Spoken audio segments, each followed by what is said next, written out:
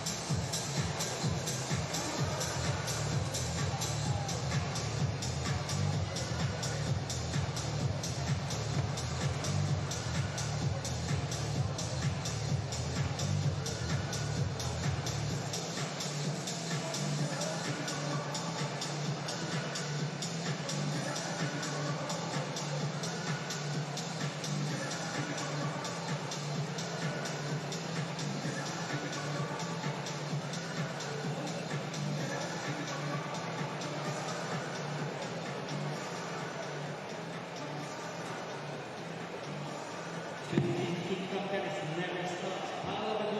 And Iga Swiatek coming up next in 3, 2, 1. Let's go.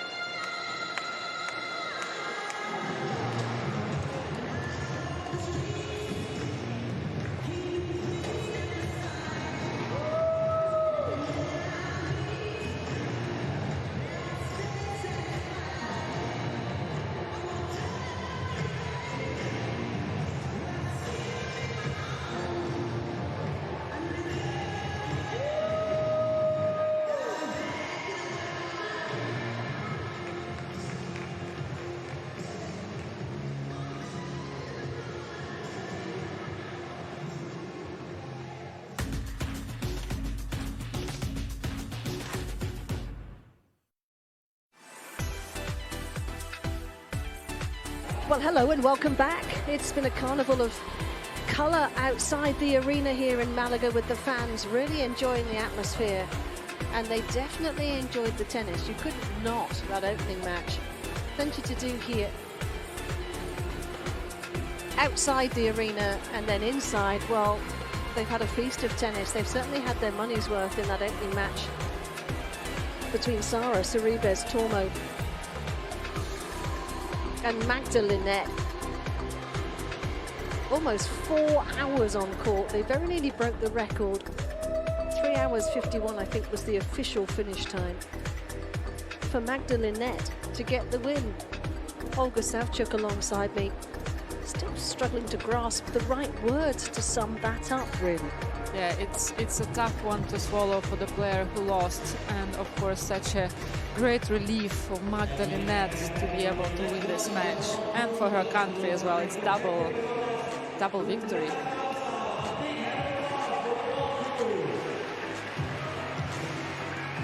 Well, it heaps the pressure on Paula Badosa making her return to Team Spain after all the problems that she's had with injury in the last year and a half. And now she has to keep Spain alive in the tie by finding a way past the world number 2, Iga Swiatek. And you're right, the pressure, it's that word, that's something that she's been using quite a lot recently, especially in that match that she was defeated in US Open. She put so much pressure on her shoulders and she couldn't keep up with it.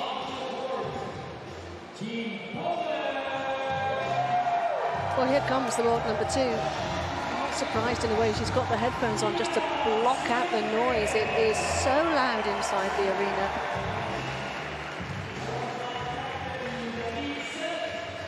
And Swiatek will have been watching somewhere inside the arena here in Malaga. Maybe in the players' locker room, maybe in the gym, just keeping herself warmed up. And waiting and waiting. They've had a long time, haven't they? Yeah, to wait for their moment in the spotlight. And on her birthday, here comes Paula Badosa. It's been a quite remarkable year for her when you consider what she's had to go through. A year ago, she was just at home, desperately trying to recover from a stress fracture in the back, wondering when and if she could return to the court and what kind of player she would be. And it's really been quite a few years, I would say, of struggle for her. She did return one time and then she had to stop again. And I mean, what a comeback kind of she did this year by winning that Washington title. And then from then on, it just went for her flying, followed by Asian swing. And same as Beijing, quarters of US Open, same as in Cincinnati. Second part of the year, which is flying for Badosa. And this all from a point where the ranking was down at 139 in the world, and she doubted if she'd be able to maintain her career longer than another 3 or 4 years. But the treatment that she's been having turned things around in the spring, having cortisone injections. And her body's responded well, and her tennis has climbed back to the levels we know it can scale. I mean, she was a world number 2, wasn't she? The April the year before, after the Stuttgart tournament, so close to the top of the rankings. In each corner with a flag and just a photo, please. Photo on each side at the end, okay? Any questions? Heads or tails, Iga? Heads. Tails. Serve? Okay. On each side, please.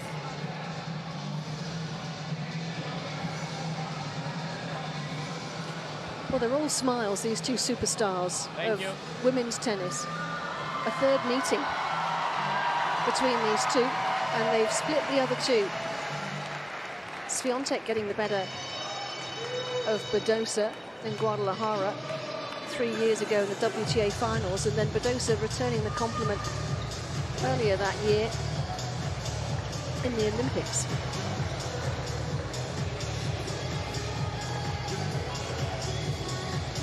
Second singles match of this first round tie. Spain and Poland has delivered all the drama, Olga, that we thought it might. And plenty more to unfold, no doubt.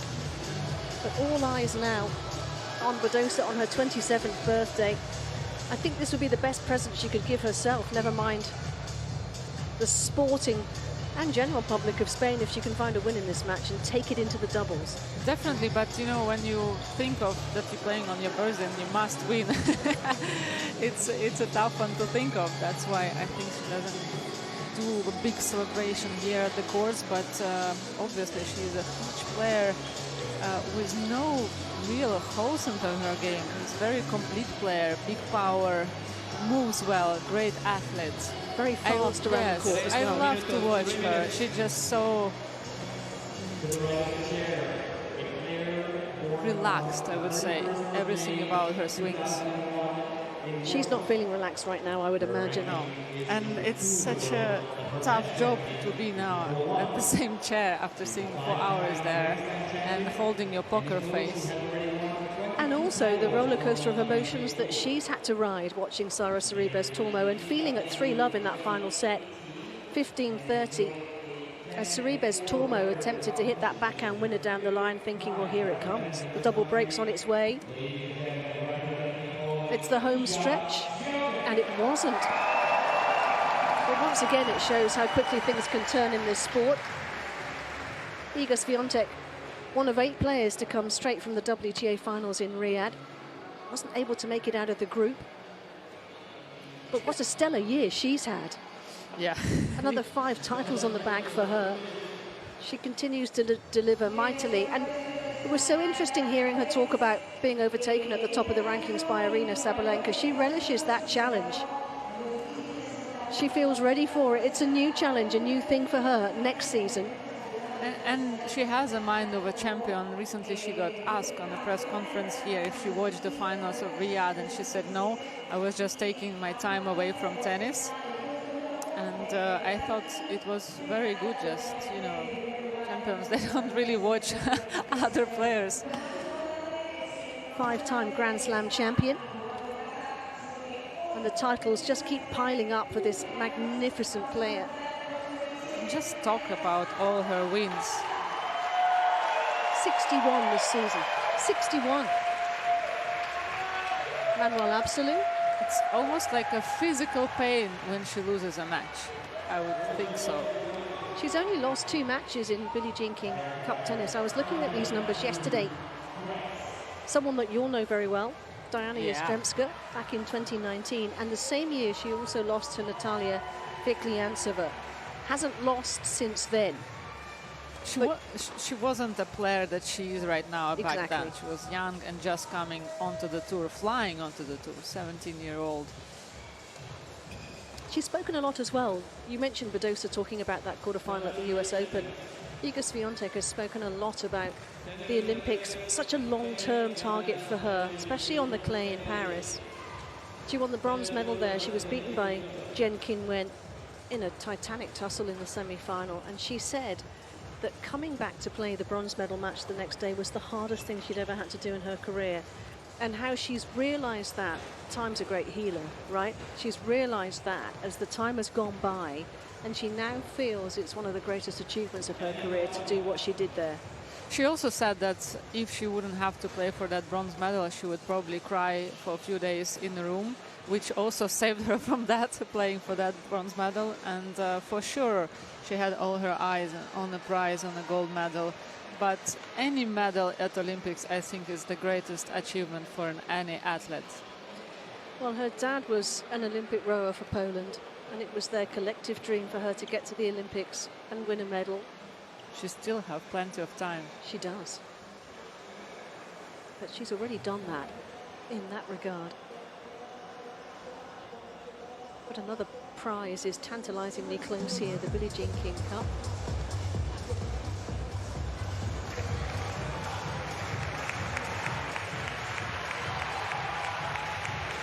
Poland have already taken a step on that journey to get through round one, which was never going to be easy when they found themselves facing Spain.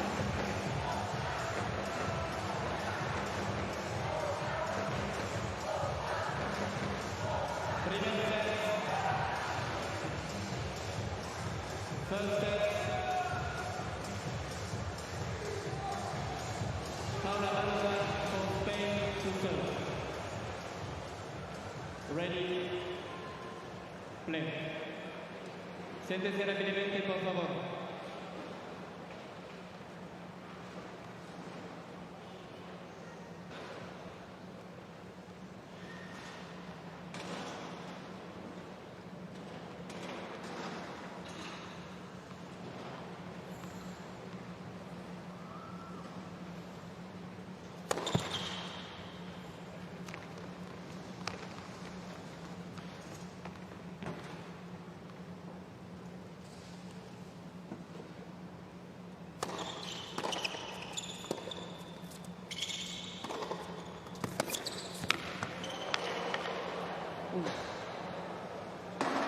She's okay, thank goodness.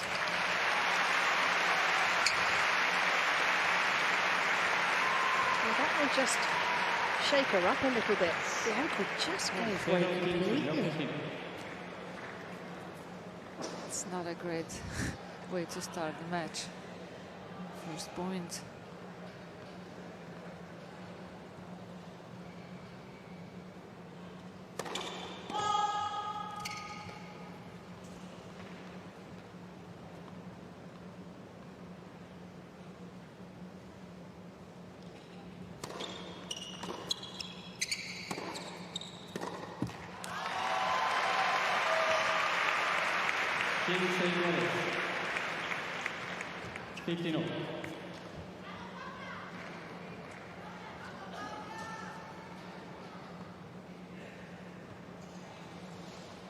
She's 21 of her last 26 matches, Paula Badosa, so coming in pretty red hot in terms of form and wins.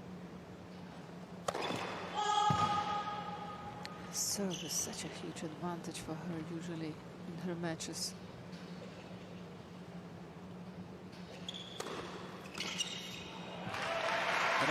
Where do you see this battle being won and lost today, Olga? Say it again.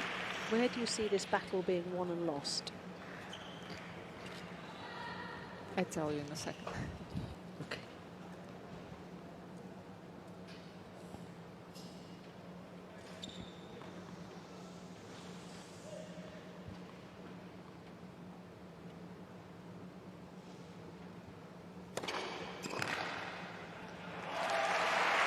For Badosa, I would say she has to attack and take away that forehand from Iga Świątek and push her as much as possible away from baseline and sideways as well. That's the first thing which goes away from Świątek game. She will have to be very, very aggressive, Paula Badosa, today.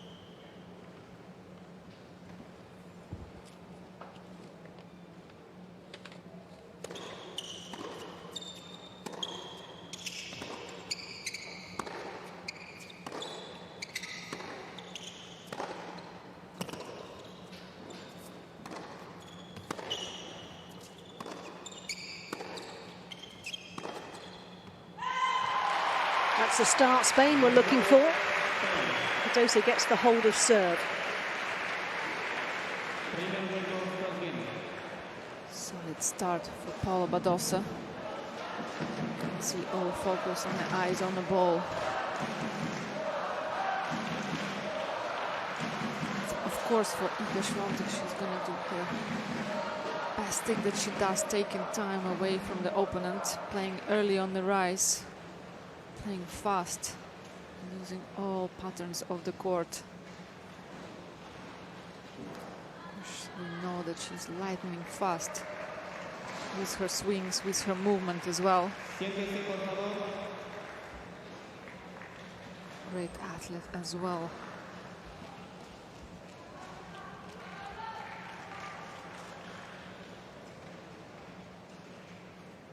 Iga Swiatek for Poland to serve.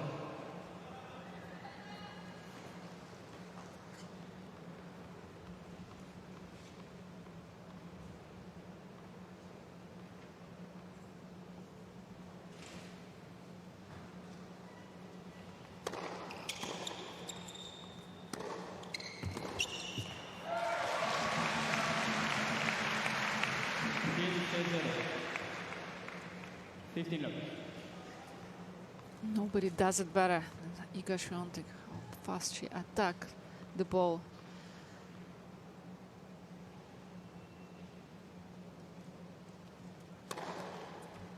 Great serve. Slice down the tee. I think that's something that she's been working for a while now on her variety of her serve as well.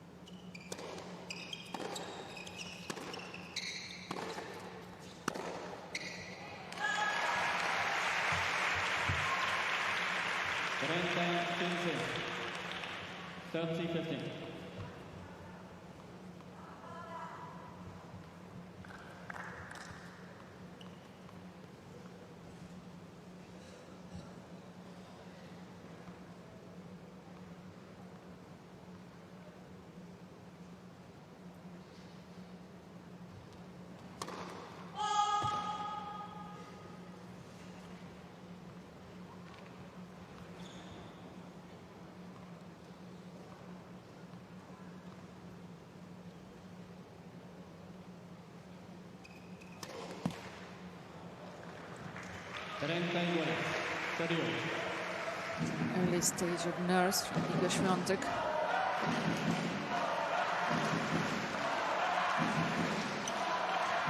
Such an excitement and privilege to play the home ties in front of your home crowd.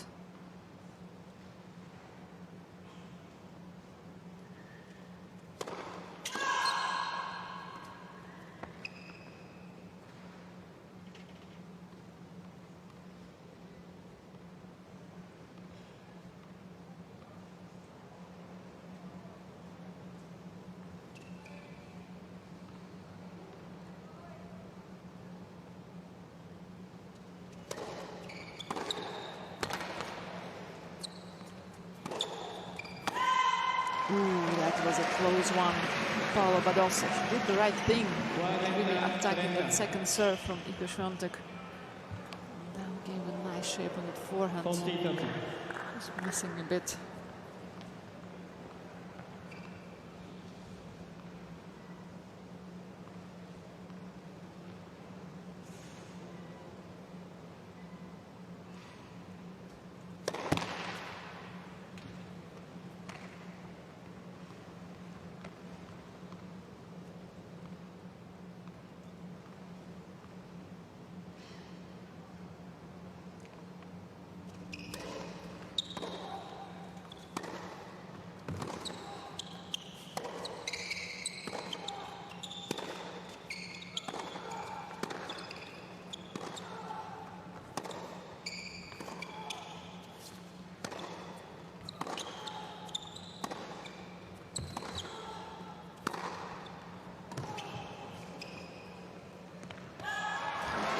Beautiful point from Iga Swiatek, and she holds the serve for Team Poland.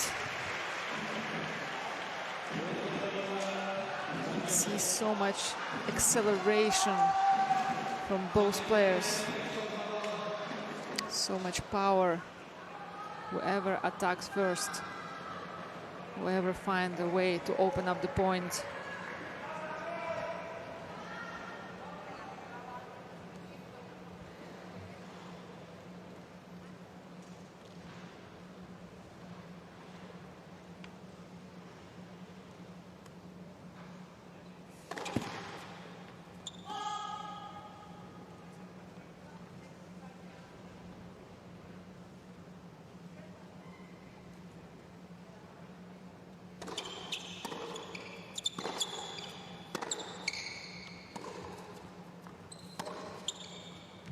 Too good.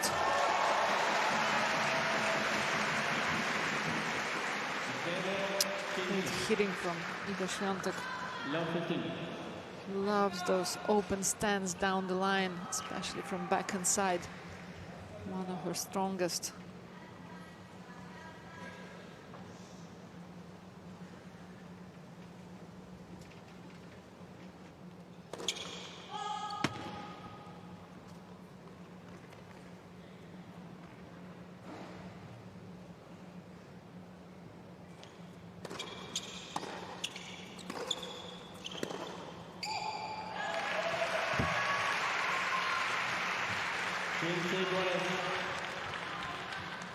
Game 15-0.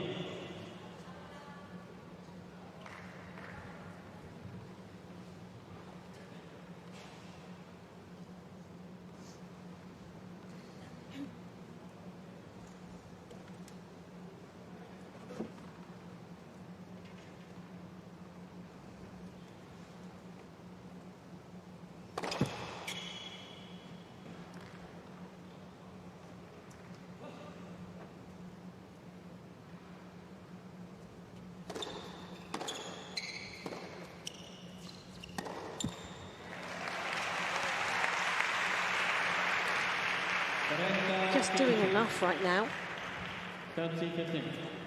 to keep her nose in front in this game in the set.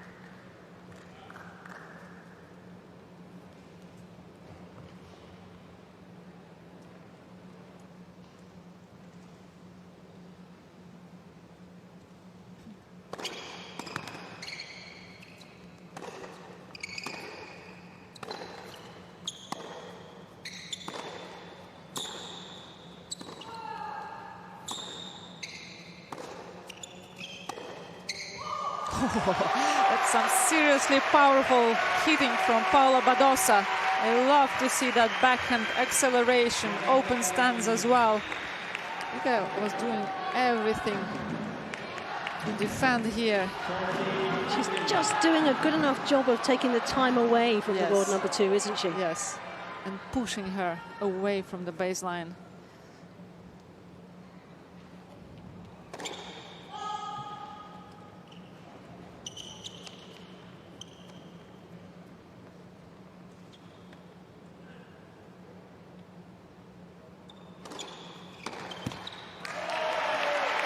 It's been a good start from both players in fairness, good quality early on.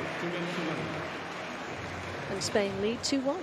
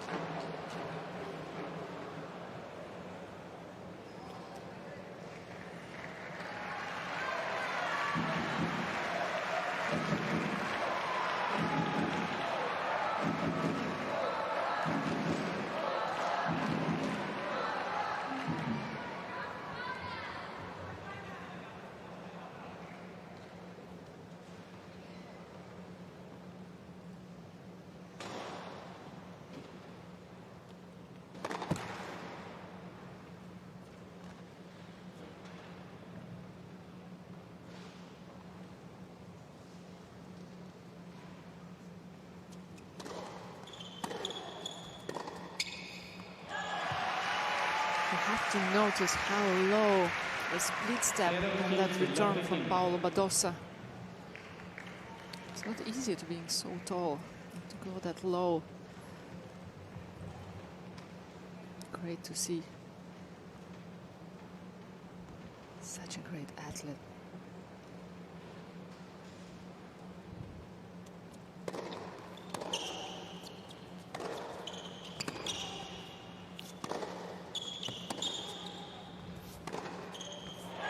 There was also the first little sign of irritation from Iga Swiatek after the previous point, where she missed a ball and she's just feeling the pressure a little bit, being hurried a bit by Badosa right now.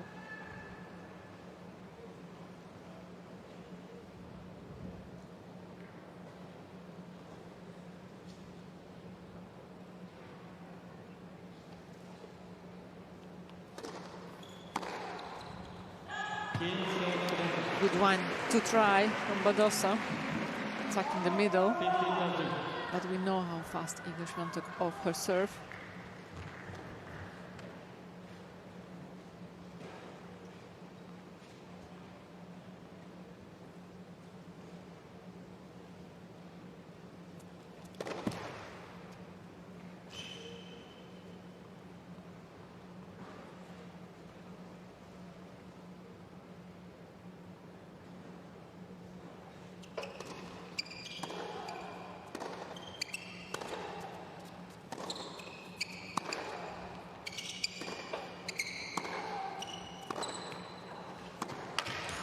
Such a fabulous strike, that forehand.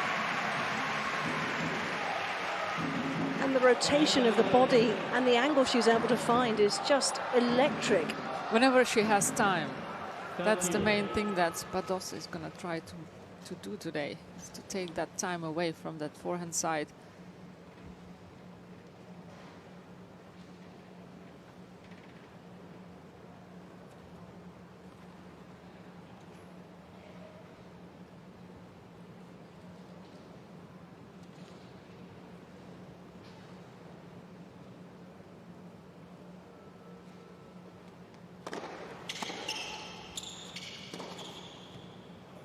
On the line.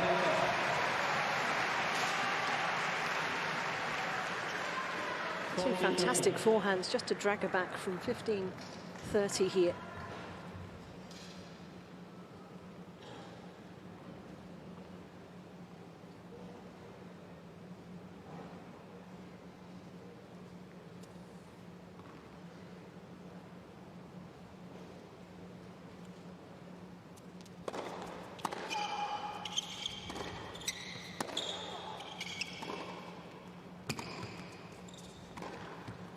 Beauty. Nicely done.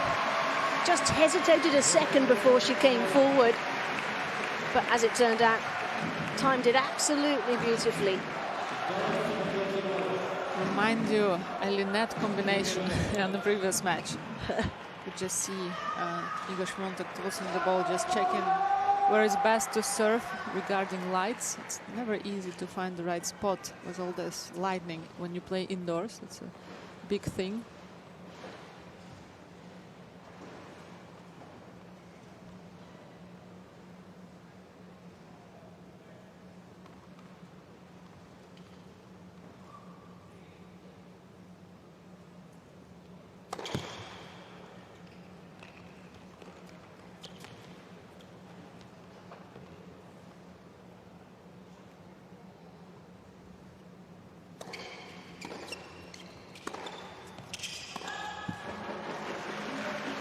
Another point actually to make regarding Iga Swiatek is this change of her coach, long-time coach. And, you know, it's probably takes some adjustment. She always had a Polish coach talking to her in Polish. Now it's English, you know, and Wim Fissat, and getting tactics from a different person. It's never, yeah, hopefully it's a smooth transaction, but it's something really new to get, you know, the even preparation before the match, the way the coach approaches you and how much he say, what does he say. I guess they'll have a bit of time to get used to each other over the close season and over the training blocks that are put in.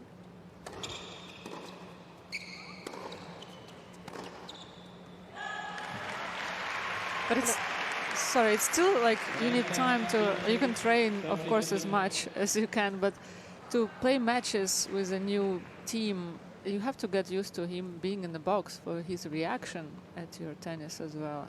So it takes some time.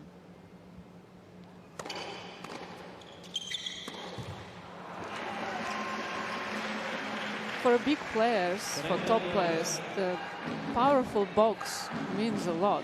It's very important who is in your box. It's very important not to have many changes during the week, because you get energy back from your box as well. And I guess it's about feeling as comfortable as possible out there. Yes.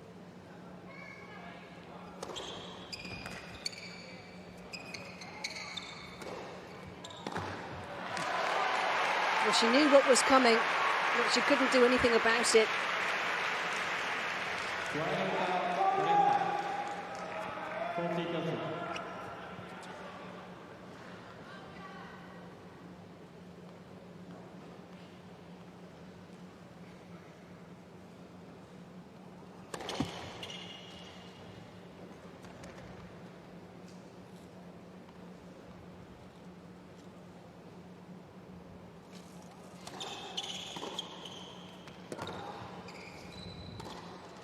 She opened up the court magnificently.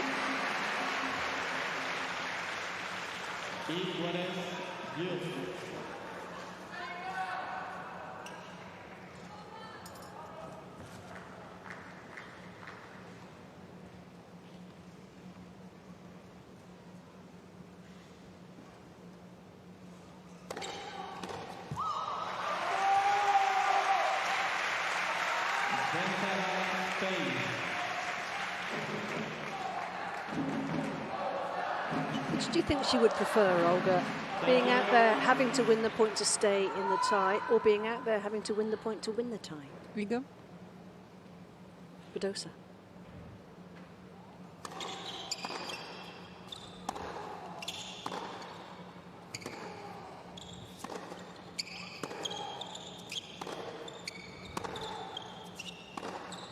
Ferocious ball striking. Yeah, I would say at this point, I mean, she's playing Iga Świątek, you know, world number 2. Of course, she is a great rivalry to her, but still she's, you know, Iga Świątek is a slight favorite by ranking and by the amount of tournaments that she won. So she kind of have nothing to lose. And now Spain being 1-0 down, I think takes the pressure off you a little even bit more, yeah.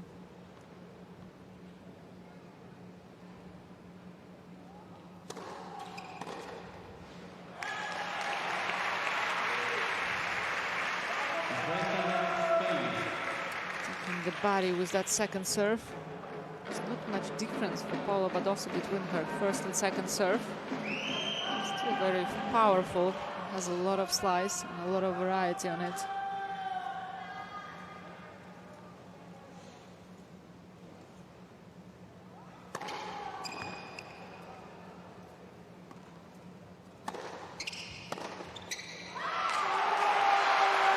Did a good job geeing up the fans as well. And keeping the scoreboard ticking along nicely, Paula Badosa at the moment. Spain lead the way, no breaks of serve just yet.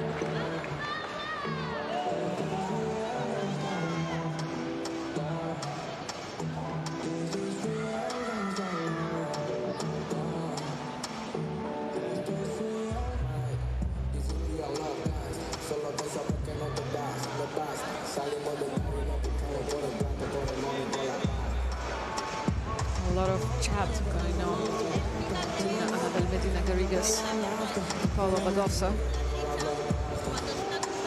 Very, we have to say, very Spanish way to approach the matches and practice courts. They're very verbal during the match when you sit in the box of Spanish players. The coaches, the team, they always like to speak up and support and, you know, give you right advices. It's never like a quiet box.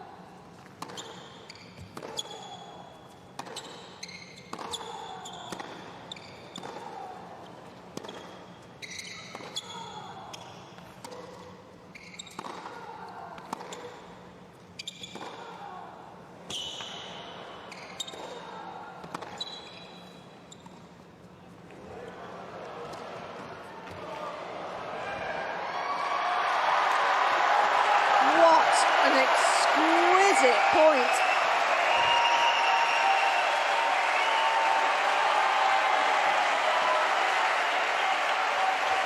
I love the fact that Paula Badosa is playing with engaging the fans, engaging the supporters.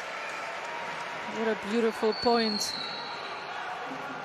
Great effort there from Iga Świątek to try and get still that one. And seeing Medina Garriga showed that she has a goosebumps after this point.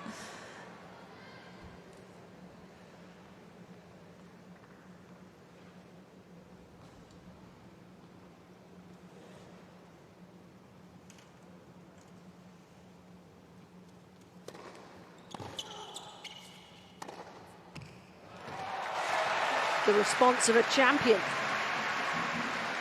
You didn't have to wait long for that. That's the forehand winner of someone saying with their tennis, okay, let's just calm down. It's only 1 point. I'm the world number 2.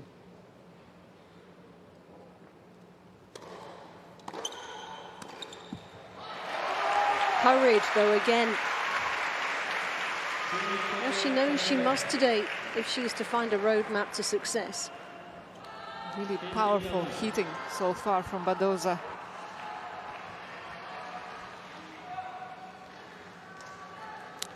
You can just feel and see from her body language that she's really enjoying being on the court right now.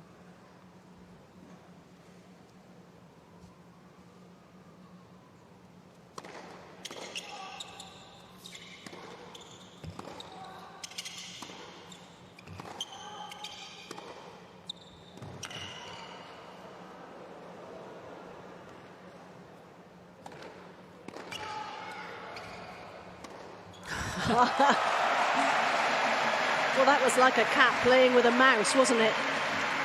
How fast those feet are moving from both of these players. You can just hear the noise. So explosive.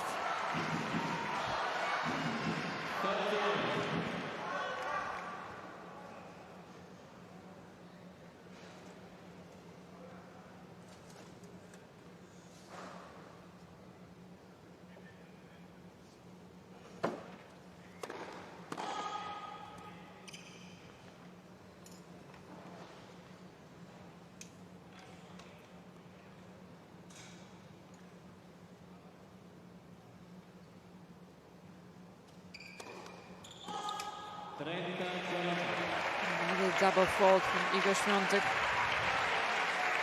First chance. Not a great timing.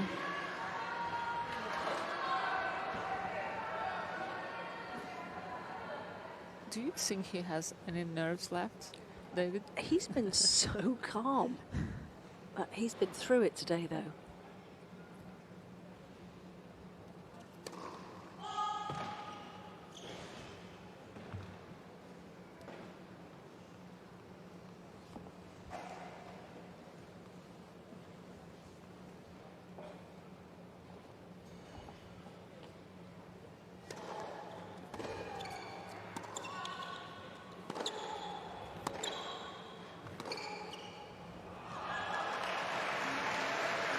I think he'd be a good poker player because he doesn't give much away, does he?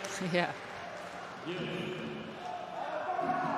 All about the angles that Iga Świątek was able to find in that exchange.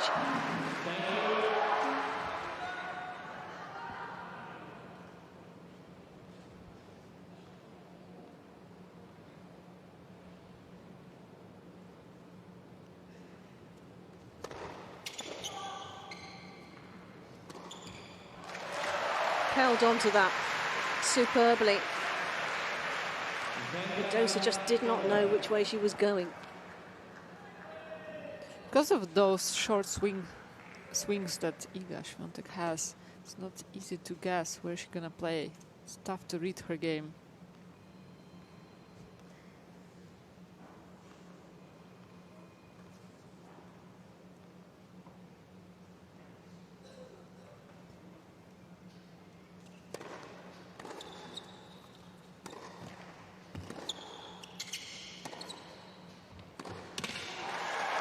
Classic Swiatek forehand.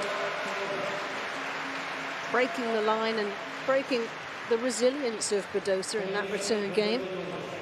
Midway point of the opening set, half an hour gone, and absolutely nothing between them.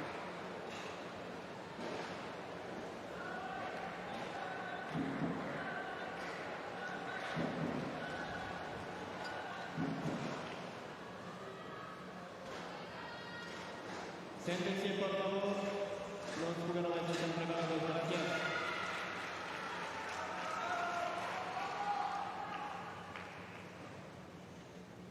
Please, siéntense, gracias.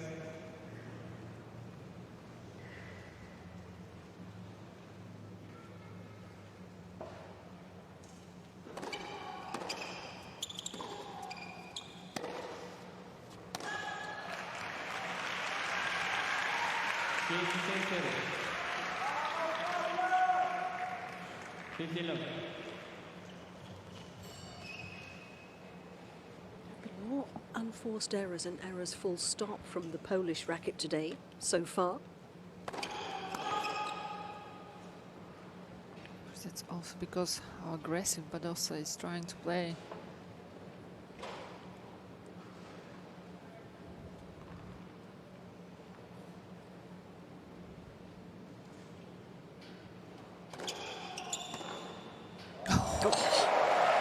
Wow, what a punishment for that second serve. Of course, toes of Badosa on her serve is something to talk about. It's so high. It's almost average, 400 meters and 60 centimeters average. It's really, really high. That's why quite often you see her tossing all the possible places.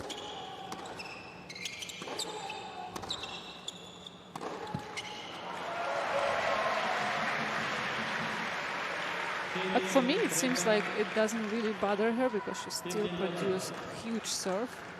And she finds those angles and she adapts with her racket, even if the toss doesn't go the same way all the time.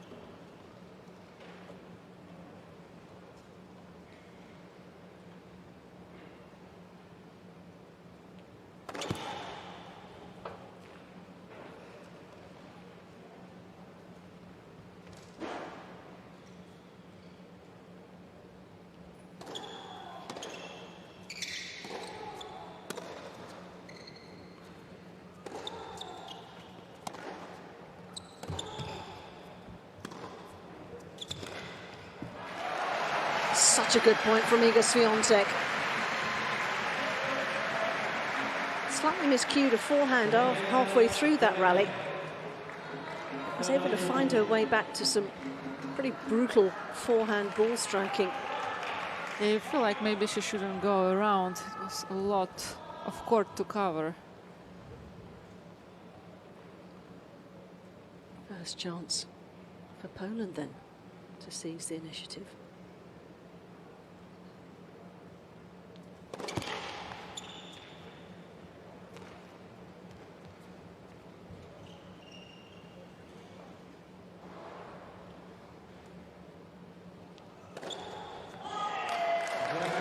And it is Paula Badosa that just hesitates first in this set. How often do we see that?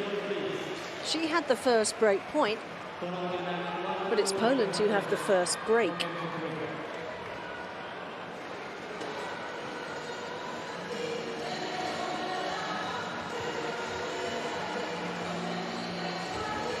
Well, that is Iga Swiatek at her best, isn't it? Repelling the danger 1 minute and then causing a little bit of confusion and damage of her own in the next game. She definitely resists the power from Badosa so well and just redirecting the ball and again taking the time away from Badosa. does it so well. You can see her concentrating, being quiet on the changeover. Completely different feel from a Spanish bench.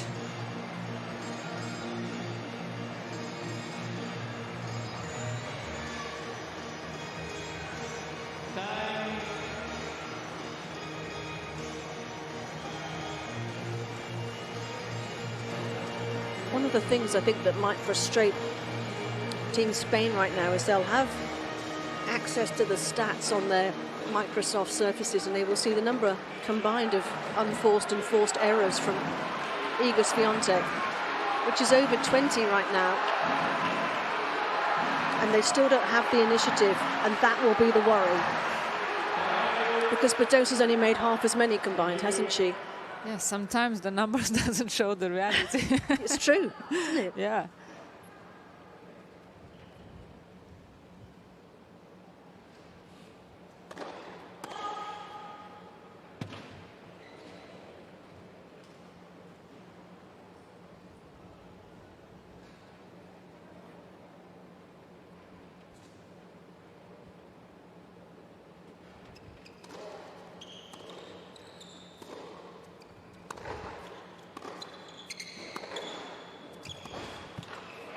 But the other stat, Olga, to add to that equation, is the double figures in terms of the winners for Iga Swiatek. There haven't been any for Badosi yet.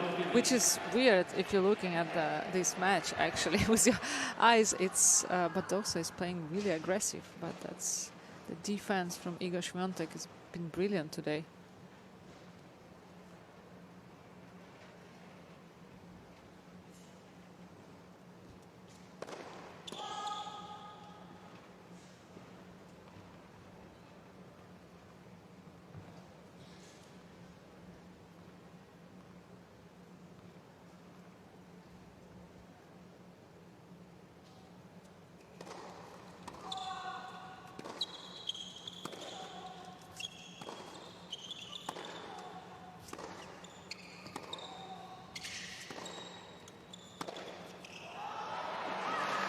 You can see already how much further from the baseline Badosa stands than in the beginning of this match.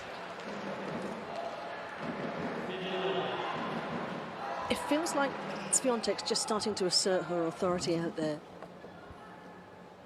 She's doing it carefully and methodically.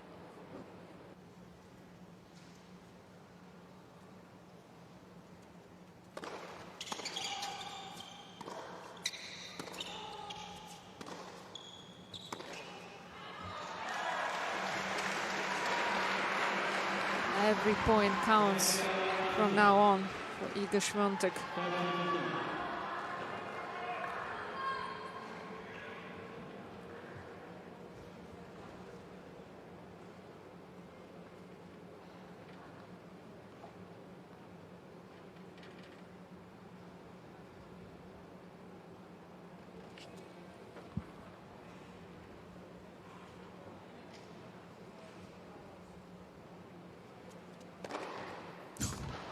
What a time to find that.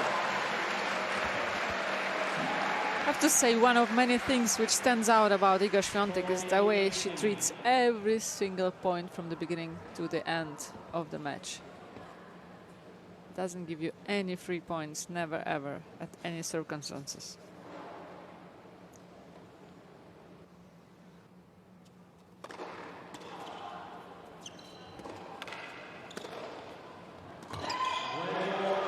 And the pressure is just slightly starting to tell on Paola Badosa here. One or two errors have just crept in, as the walls have started to close in this opening set.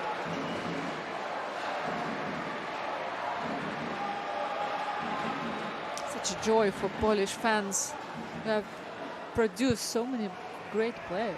They have. Think of Agnieszka Radwanska, her sister, Magdalinette, Iga Swiatek now as well. This Polish tennis is blooming.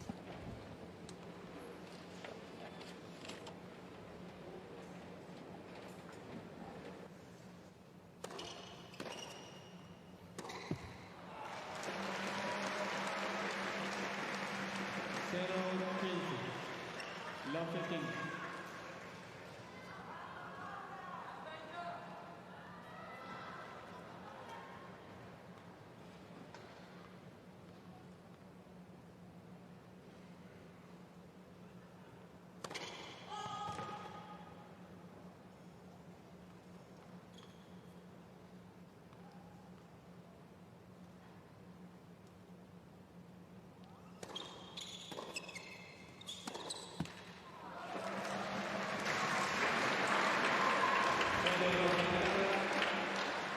She hasn't really recovered since having that break point.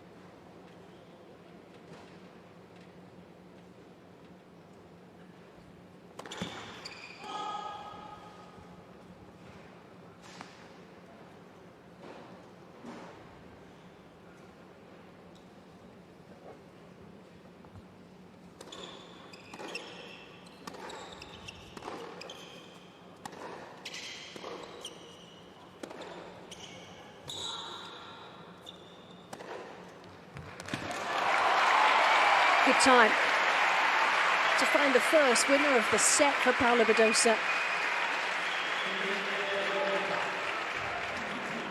Have to really hit as powerful as she can, Paula Badosa, to hit Swiatek off the court.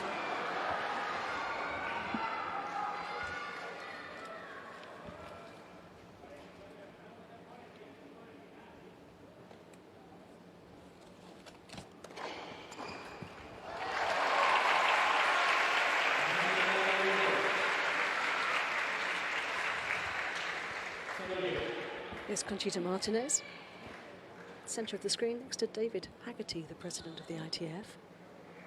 Long-time president, yeah.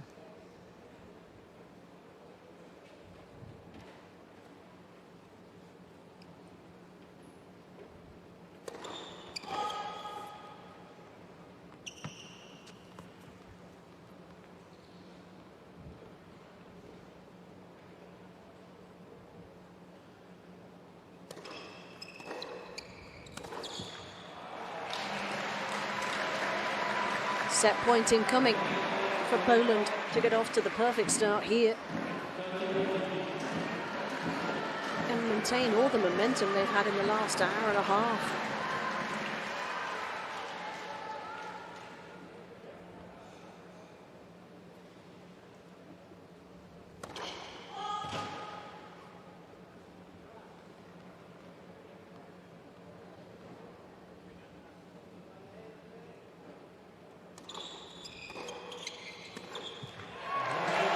First strike to Poland. Iga Swiatek brilliant in that opening set. Ruthless conversion of the break point that came her way. And that was good enough to take it in 44 minutes.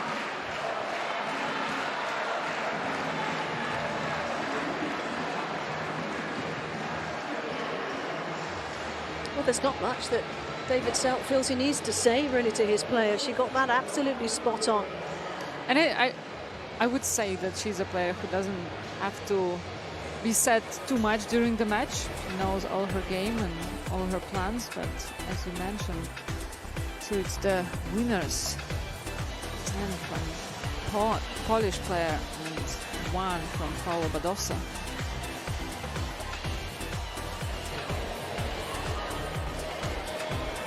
Also able, Swiatek, to get a bit more out of her first serve.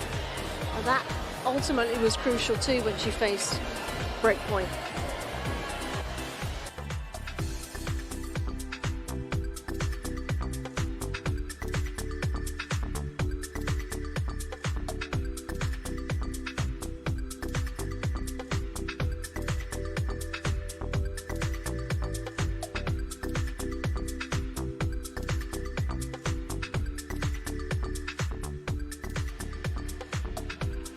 Time.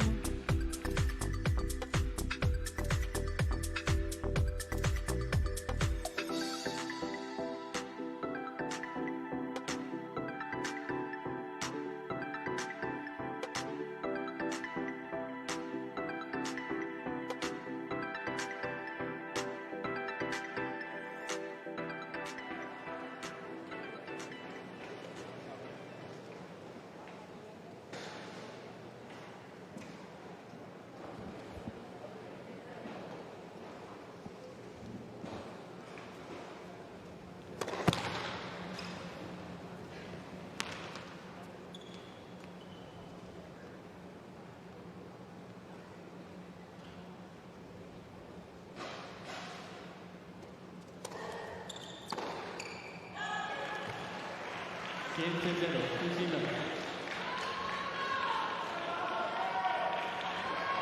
Well, she knows she's got to try and be aggressive, Paula Badosa. It's the only way. He has to try and throw a few higher, deeper balls to Iga Świątek forehand. There's a lot of pace on it, a lot of spin as well.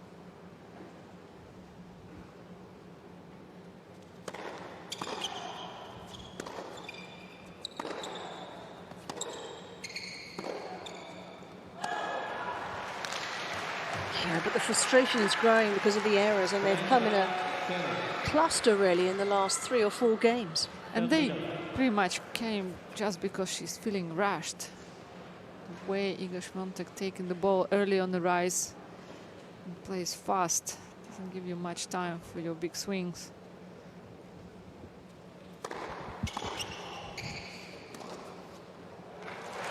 Suddenly it looks like Iga Świątek has all the time in the world.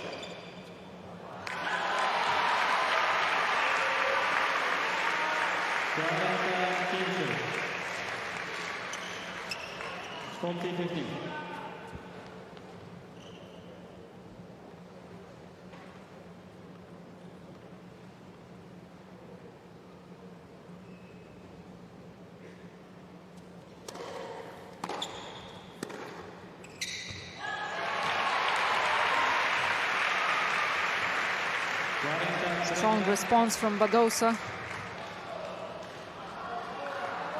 14-13.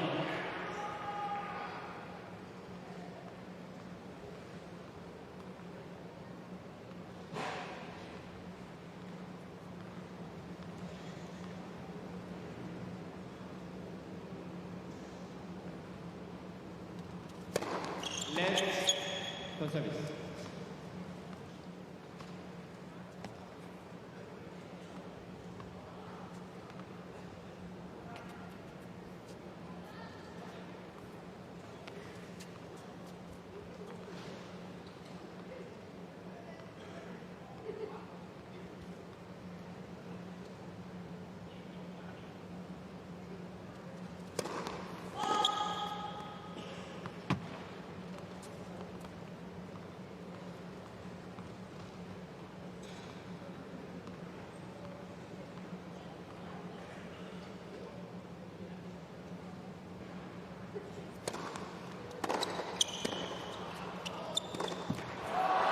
Did so well to repel that return of Badosa because it was spicy, wasn't it? It was a great recovery from Iga Świątek out there. It's interesting for me to see the difference of the power between these two players, both of them hitting so aggressive. But it's interesting that Iga Świątek, it's more quickness of the ball, lightning and quickness. And Paula Badosa, when the ball comes to you, it's so heavy. It just really pushes you through. Well, Annabelle Medina Garriga is almost following Paula Badosa down the court there with words of advice and encouragement, which you feel right now she needs, because the tide has changed in this second match of this round 1 tie, because Świątek has taken a grip on it.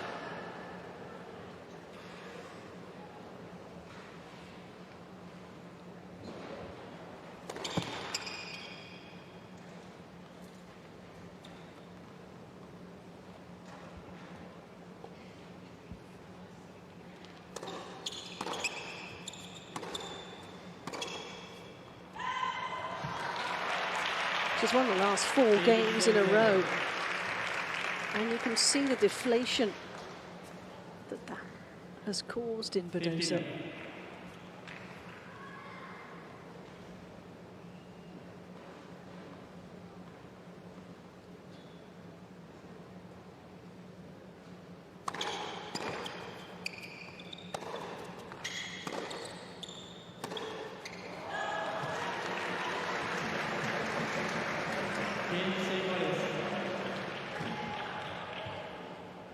15-0.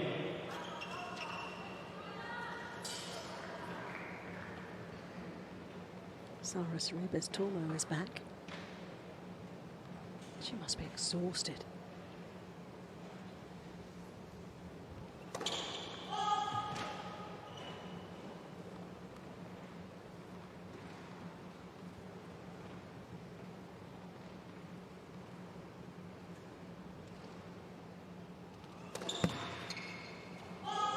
Double faults are also just starting to creep in a little.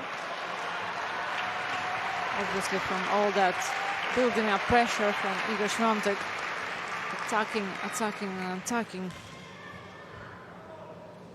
Badosa is not playing bad. It's not much allowance she's been doing.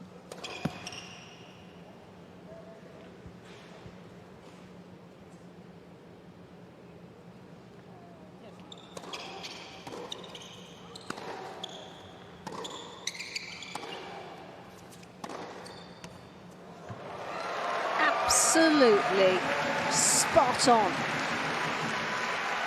And we waited and wondered to see if that would dive onto the line, and it did. Absolute fire produced from Iga Świątek racket.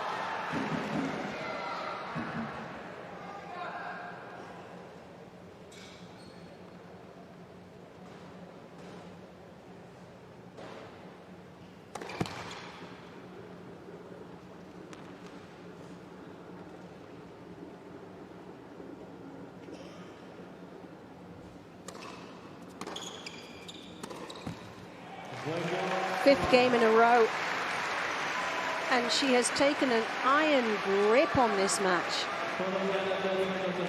And at the moment, Paula Badosa is just unable to do anything about it. Yeah, and the start of this match was so good for Badosa. It was such an even match. And right now, it's all going one way. Thank you.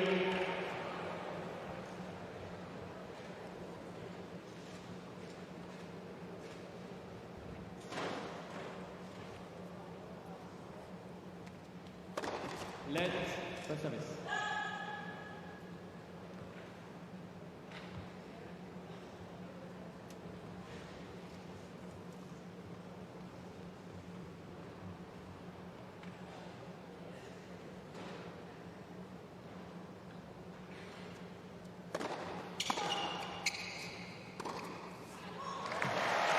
She's giving herself such a platform with the serve and the consistency of it. You can see how fast Świątek been hitting.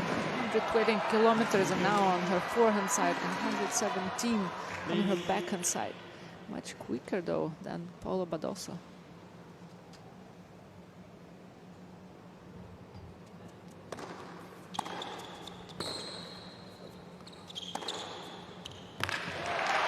I think she heard what you said, Olga. Absolutely launched herself at those two forehands. 15-0.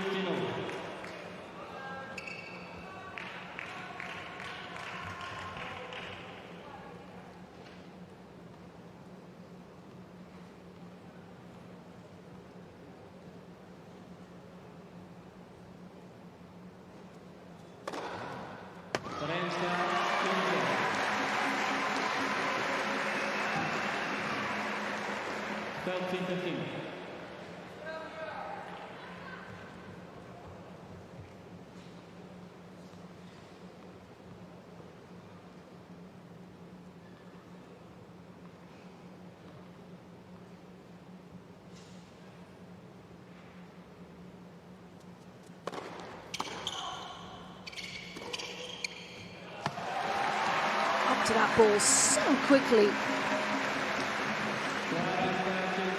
She's just starting to smother Paula Badosa at the moment 40-15. in all parts of the court.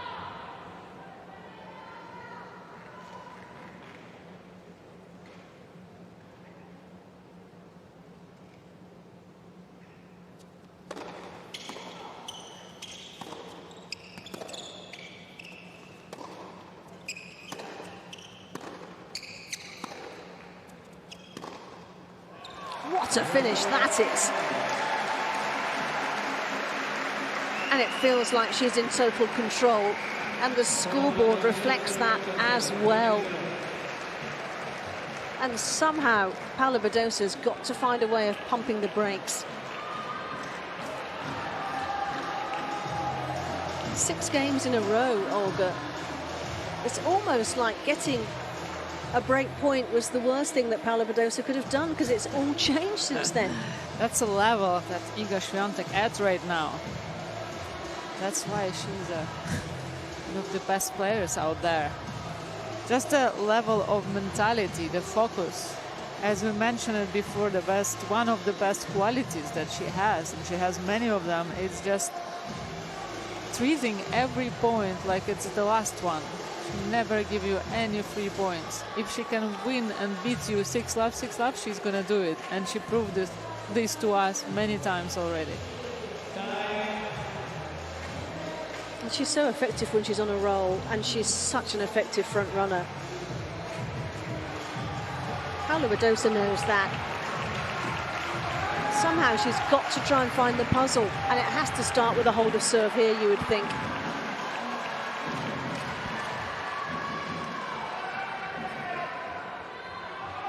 Thank you.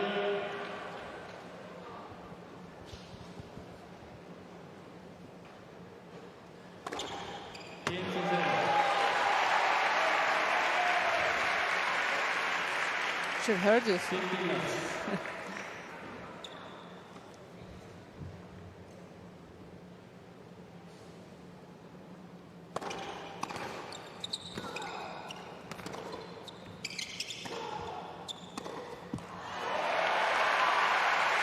But I have to say, I love technique of Paula Badosa on every aspect, on the serve, on the return, on the forehand and backhand. It just seems so effortless and flawless.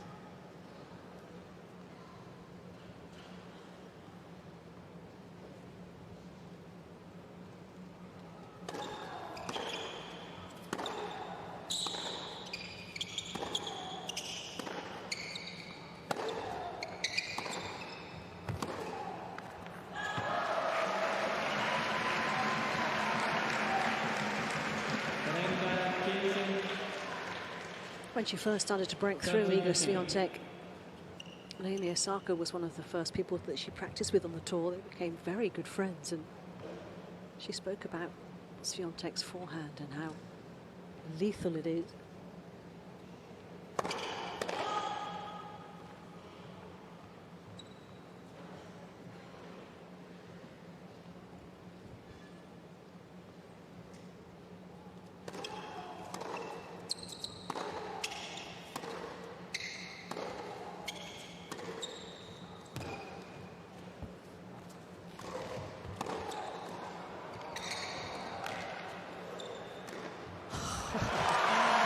Gorgeous control in that point. It is. And the way that Naomi Osaka described the forehand was that no one hits it like she does. It's the combination of the spin, the quickness of the ball. Yeah, a lot of it about spin and the angle and acceleration in the end. And that it's really tough to read because of the short backswing.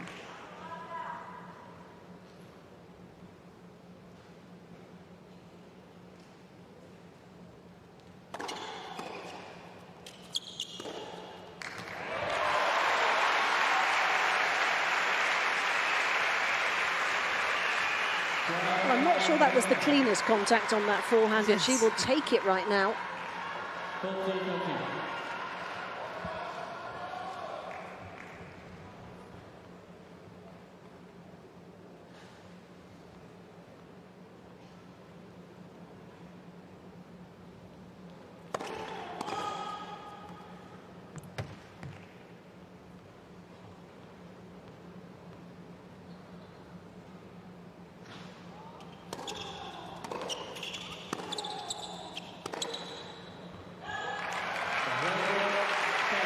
That's a big hold. It stems the flow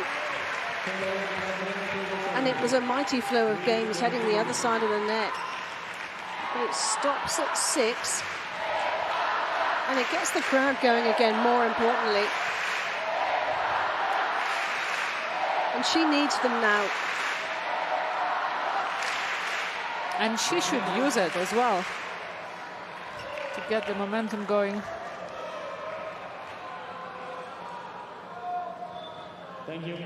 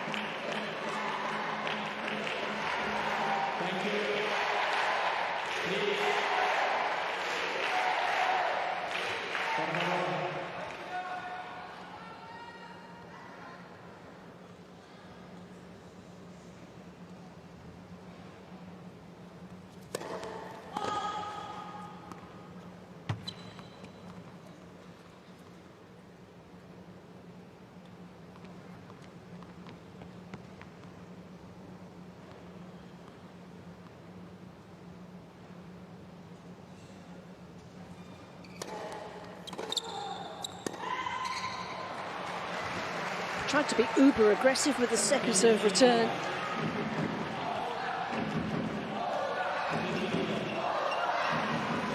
Doing the right things. She is.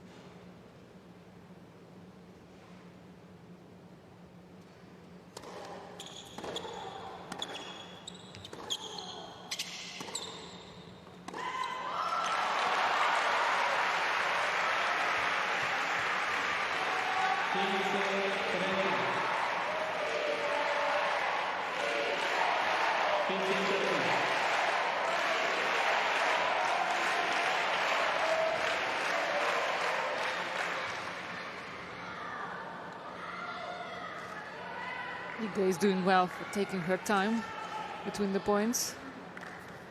You don't want a Spanish fans to get into your head.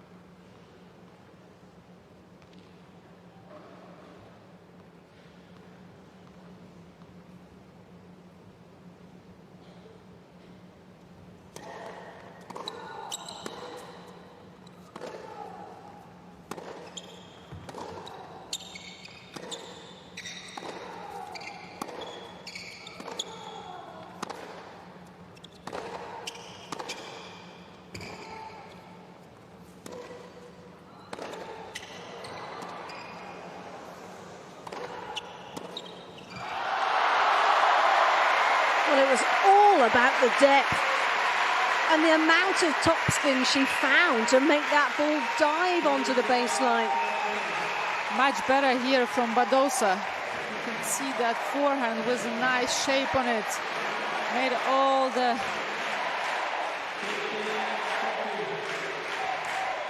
I love the reaction. Trying to engage with the fans. Thank you. I think excitement levels have been activated.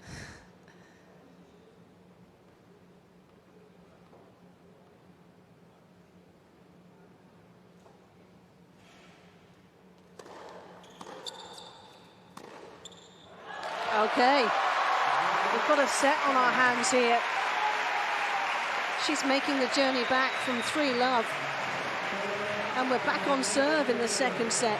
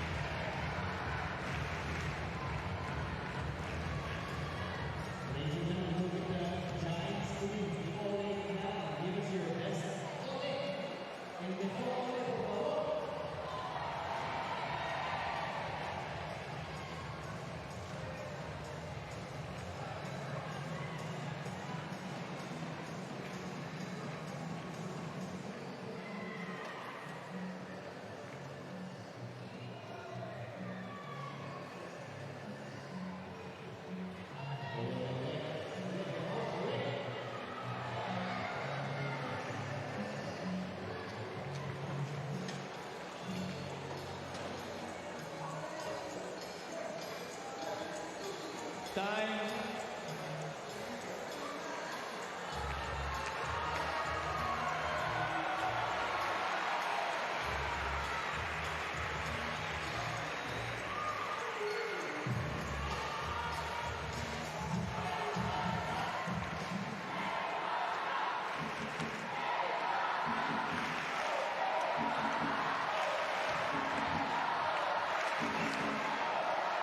Gracias. Gracias.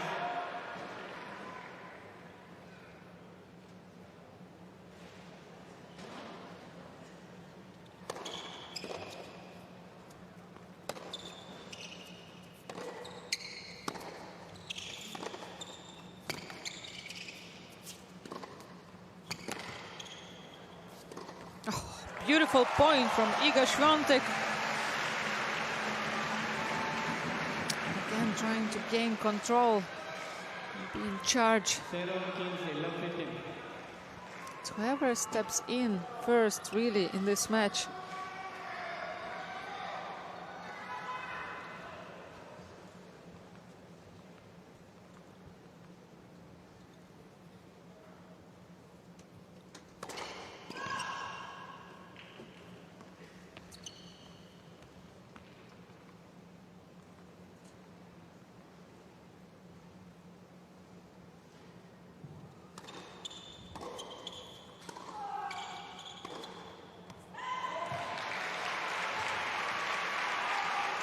Didn't miss by much.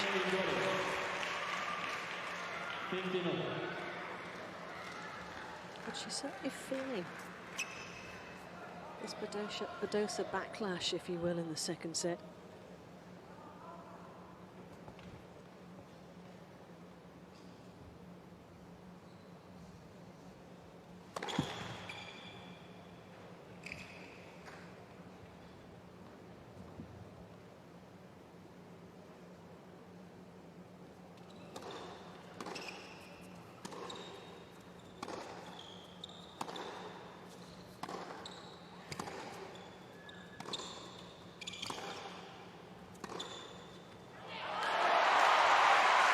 Sprinkling of errors now.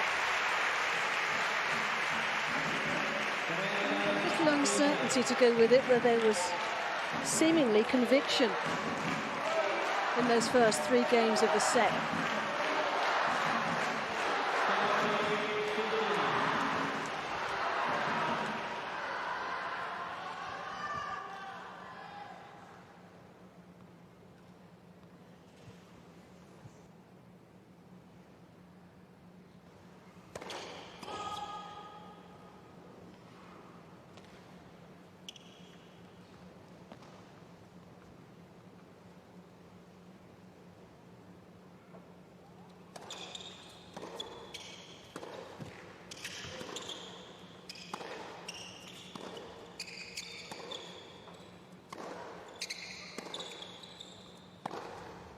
Oh, forehands back. She needed badly. And forced errors starting to pick up for Iga Świątek on forehand side. And obviously it's because also Badosa started to increasing her power. Average forehand Badosa side first set was 115k and now it's up to 122. So she's definitely increasing the power and the speed of her forehand side.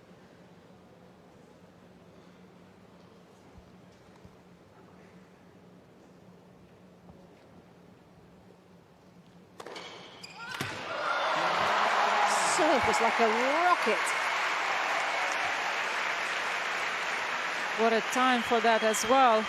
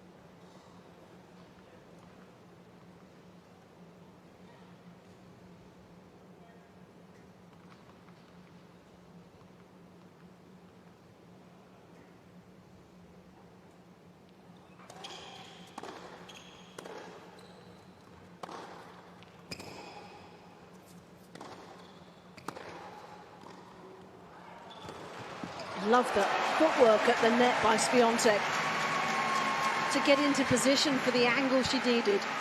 And spotted early that opportunity to come forward. And really work that volley with her feet.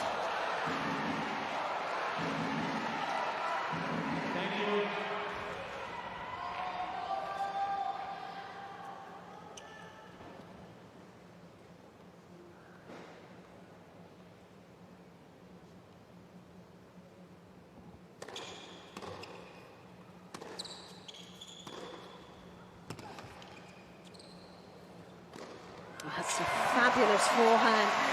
Not just the finish, but the forehand that preceded it to set up the drive volley.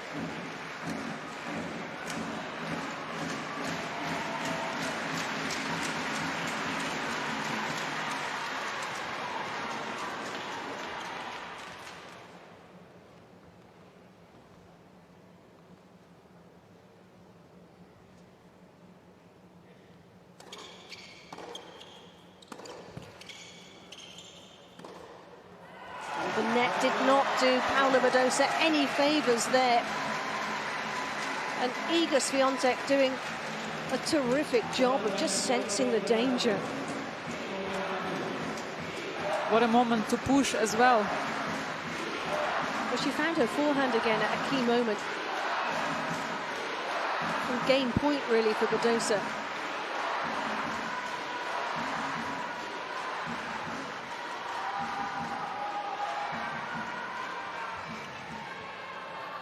Thank you.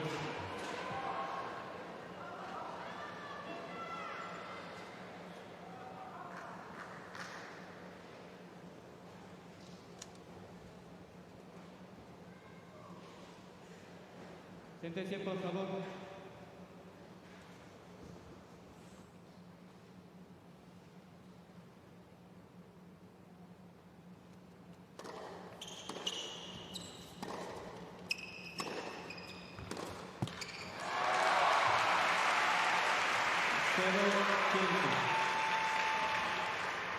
Love 15.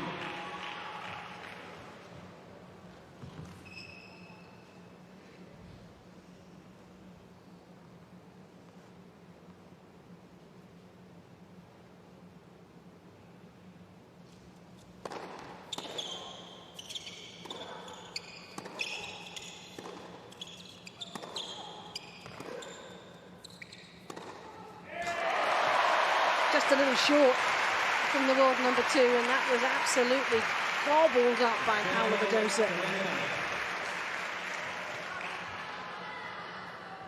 Love 13.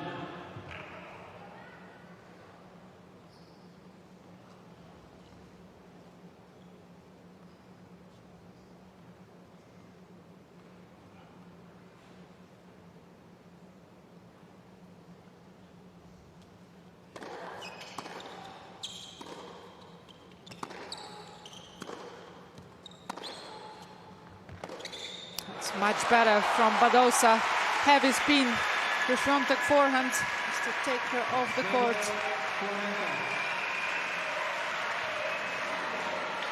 This set has turned into a real arm wrestle now, hasn't it? And a really good quality.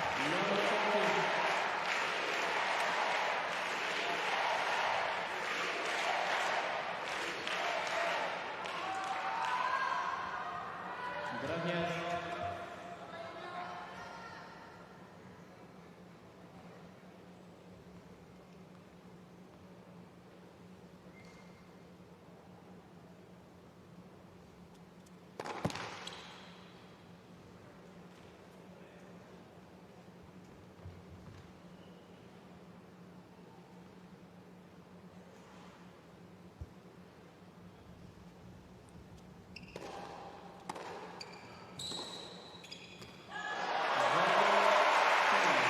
Well, that advantage didn't linger long.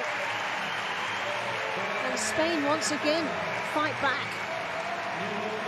It's been the story of this whole tie. And we're back on serve in the second set once again.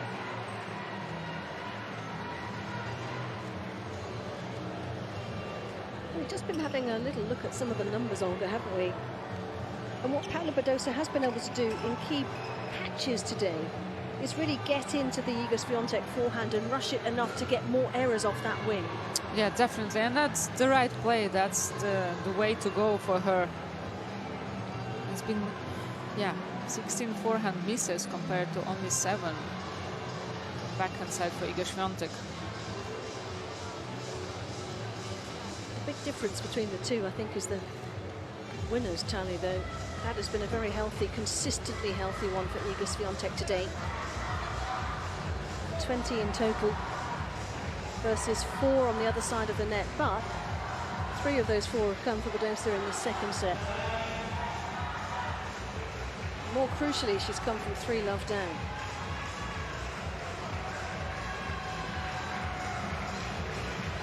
Everybody is using the glue, the hand and the racket today. A lot of humidity in this court.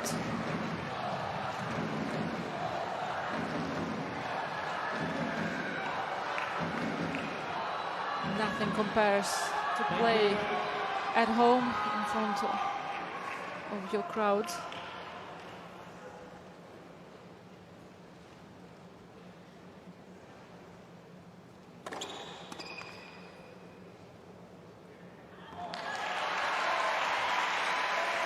Serve feels like it's heated up a bit in this second set for Badosa as well.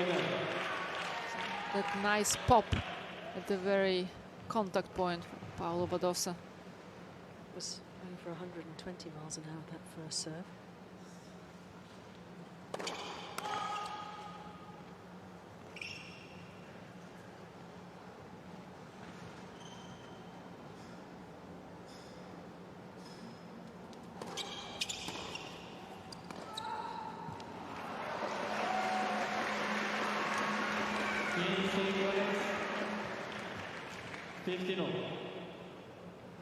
Polish team look quite relaxed. They do. They're sure about their team leader.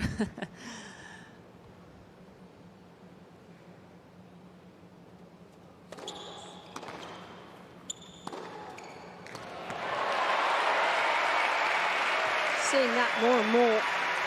The potency of the serve is enabling the first strike where she wants it. Also just see that Badosa started to hit stronger. Even her serve, 8 kilometers harder than the first set. Net. First service.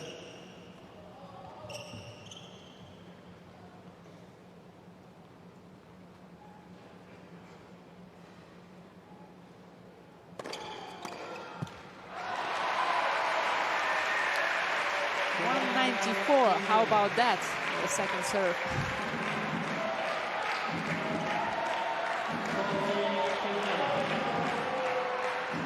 Swiatek seemed surprised by the pace on that ball.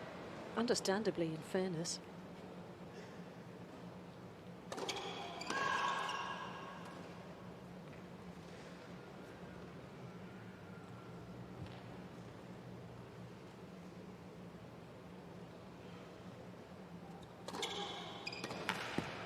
All about the placement there, not the pace. And it's all about the scoreboard again.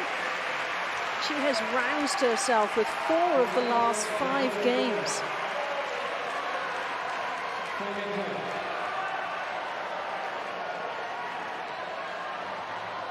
I think it's amazing. At 3 lap down in this set, Paula Badosa pointed her finger next to her head and showed herself that she needs to. She did, yeah.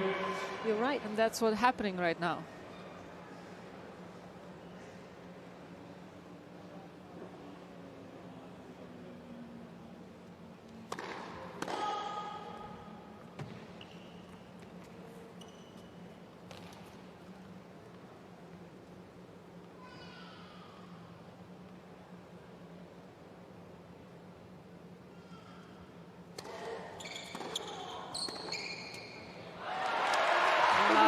Like it was a visual cue, Olga, for her to go, okay, come on, dial back in.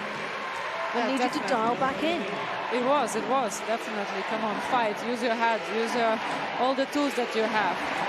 And that was the right way now to attack the second serve, and she's been doing it pretty well. Standing inside the baseline in the second set.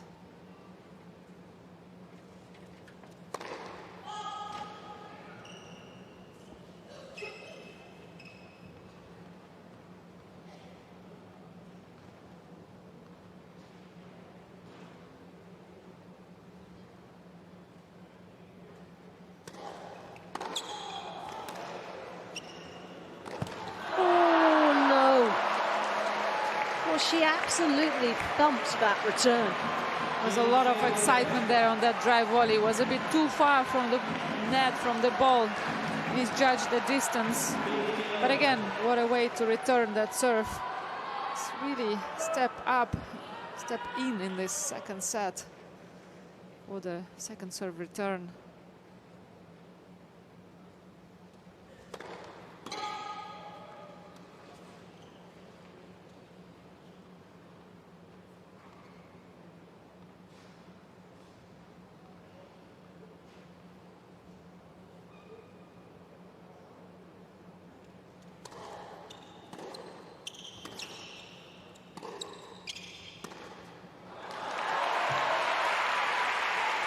That's where you put the pressure on that forehand, and that's something that goes off on the tight moments.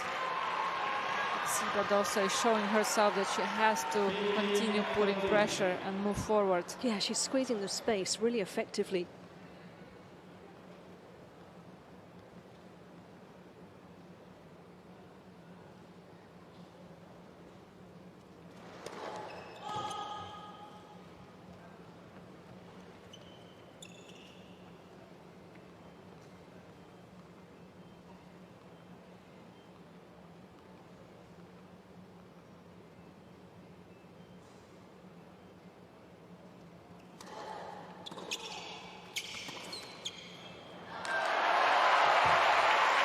The depth was absolutely exquisite on the return. And her reward is 2 more break points here.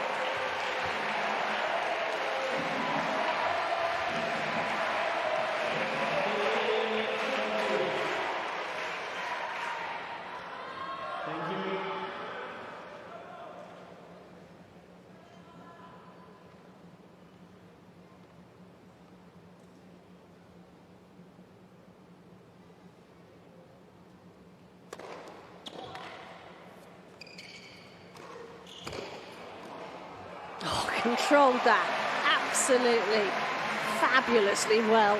How good was the serve too, as we see Magdalenet's return to the bench. She looks exhausted.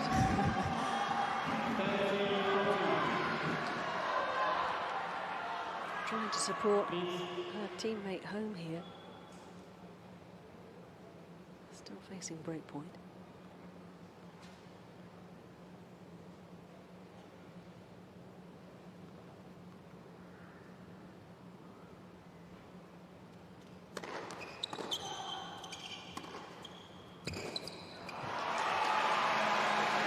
Difficult, Olga, isn't it, for the teammates, the players that still might have to play doubles. They don't want to expend too much energy out there. Yeah, it's always a difficult one. They're sitting now, it's almost 6 hours will be in half an hour. Yep. And you still don't really know, are you going to play or not? Is it going to be a deciding match or not?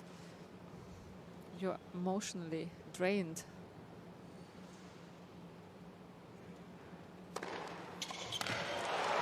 Absolutely world class from the world number 2. To come up with these last 3 points that she did, Iga Świątek.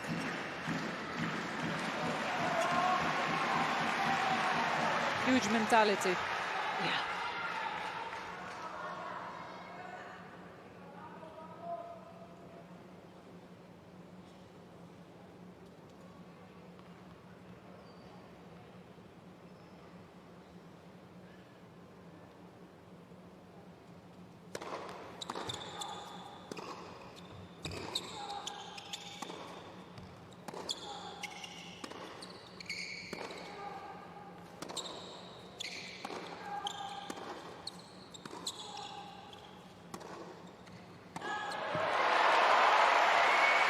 Well, she's making these points long, and she's not giving her any angles to work with down the middle.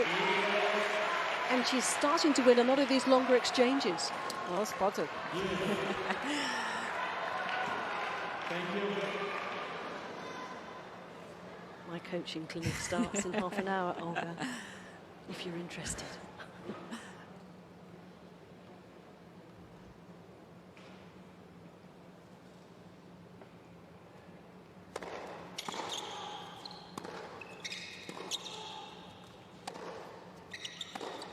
Ooh. The slips of Badosa rackets. Too far from the ball. It was easy to say. Just feeling her back a little there as well, by the looks of it.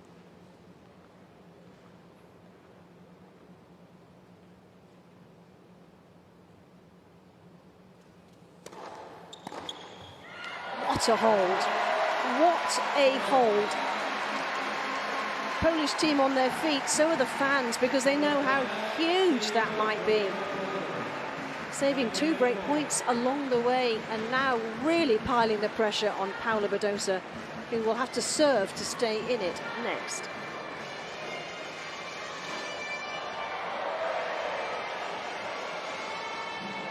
Well, that is the kind of mentality that gets you to the top of the tree in terms of the world rankings. And what a fight back from Iga Świątek there. It is, to save this game on her serve was incredible effort. And it felt like momentum has completely changed to Paula Badosa's side. But for Iga Świątek to be able to get back this service game and to produce those incredible points as well. Very brave.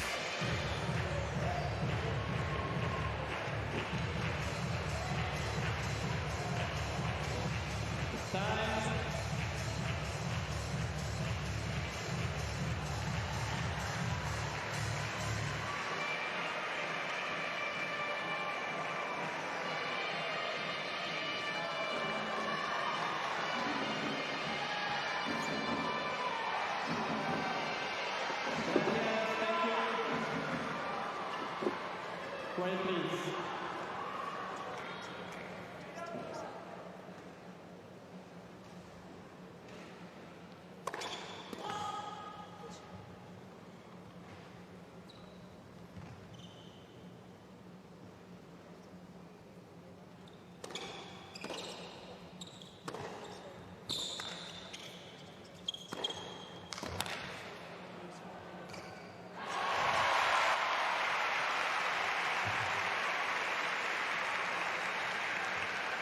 King 6-0. 15 love.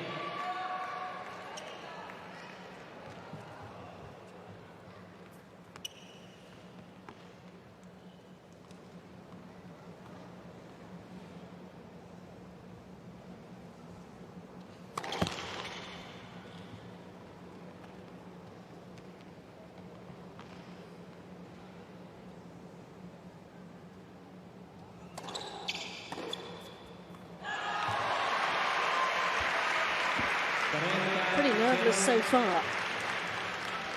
2 good serves from Paula Badosa. such a big weapon when you have a big serve. So many free points you can get.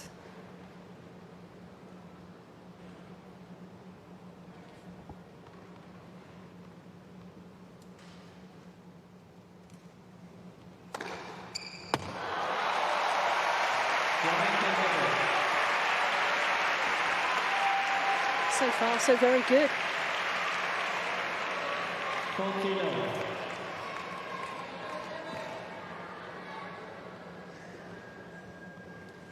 What's she going through right now? You know all about that.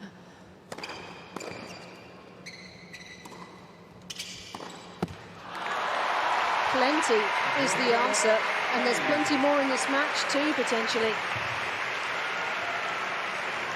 Handled that absolutely superbly.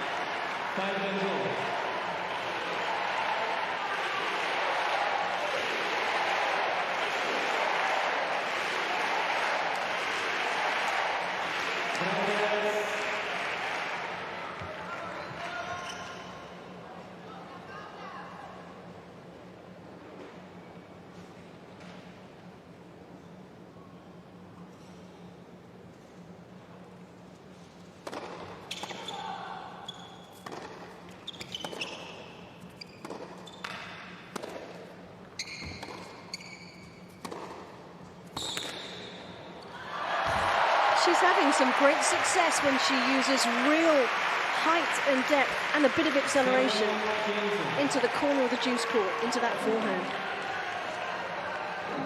Because it tees up the rally the way she wants it. And it seems like she really understood that it's working, it's been working.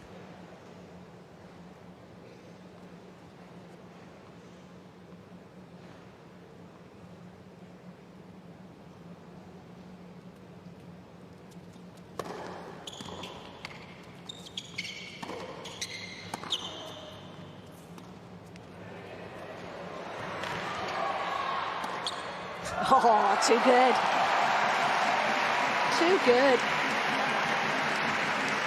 Great touch there from Świątek and very unexpected as well. She hit it well.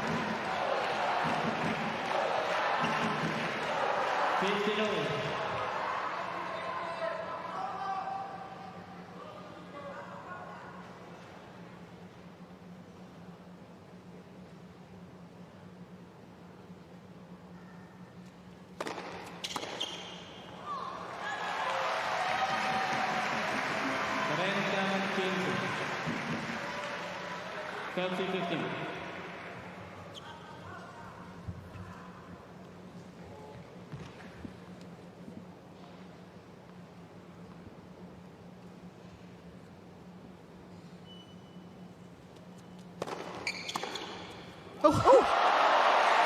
Where did that come from? What was that?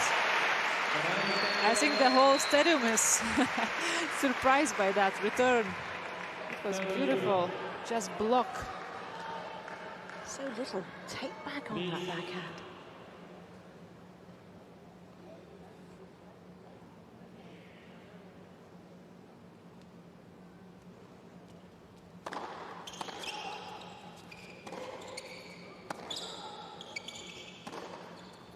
That's a beauty. Rip that down the line.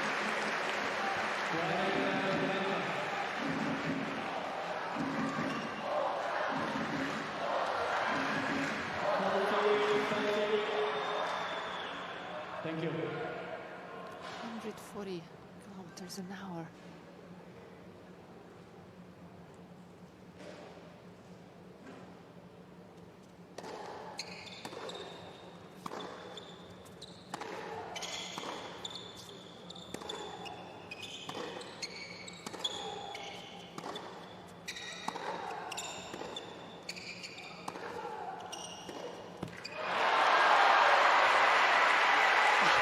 The reaction of Badosa.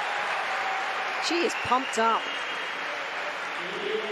Another backhand jewel that she comes out on top in. And again, that power on the backhand side from Badosa.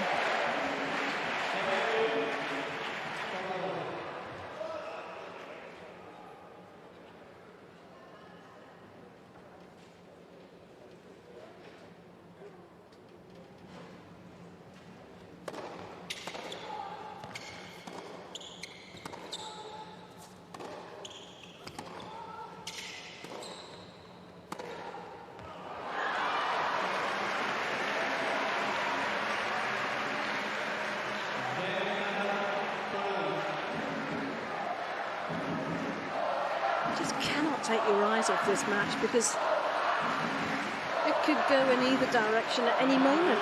Also such a good quality. It's so good. Please.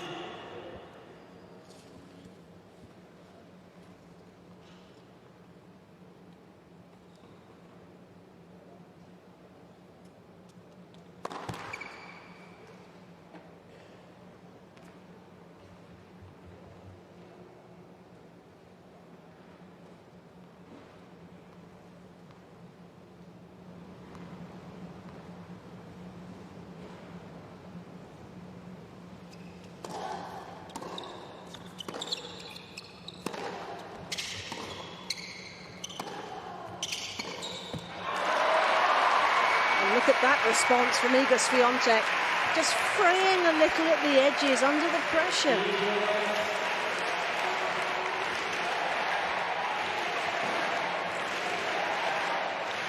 Yeah, he's not able to kind of move through the ball.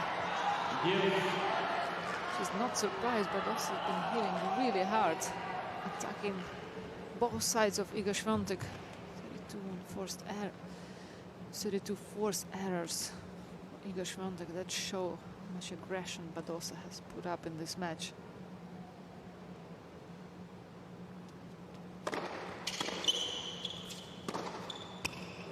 But it also shows her quality, doesn't it, Olga? Because notwithstanding that, she is still now a point and one more game away from victory. Thank you.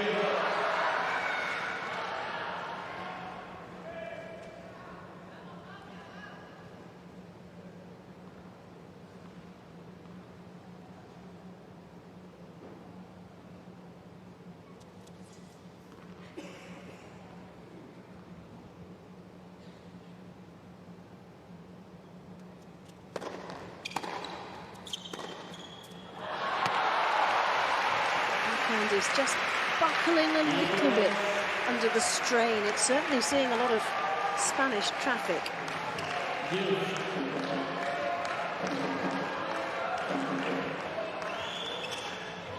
7 minutes of this game duration.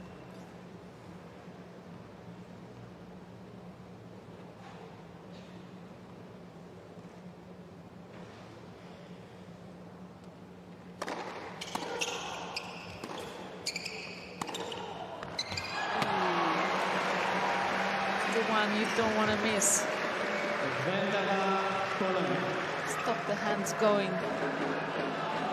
Oh, Badosa, such a good return from her side.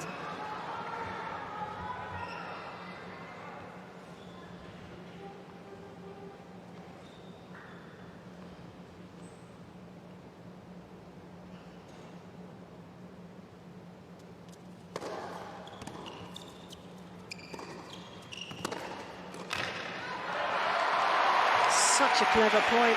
So smart from Badosa to return that slice, no pace, forehand, beautiful. Look at that, chip and charge. Made Swiatek come forward and then made her feel uncomfortable.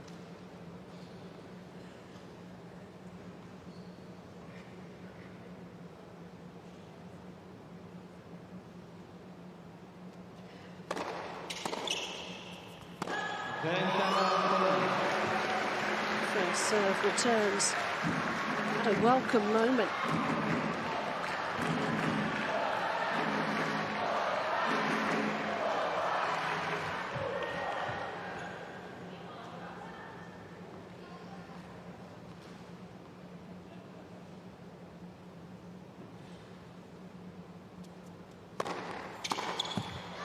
How good is that holder serve?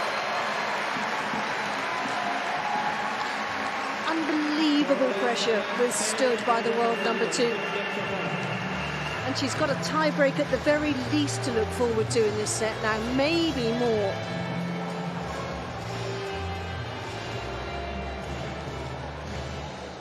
Well, there's clutch, Olga, and there's clutch. And I think that qualifies as clutch. it's definitely a really intense moment, I would say. And you can see not much coaching or Świątek needed. Just needs to stay focused and keep doing what she's doing the best. Taking the time away, going for that forehand winners. And for Badosa, she really needs that first serve in. Well, that was an epic service game, and she still wasn't able to generate a break point within it.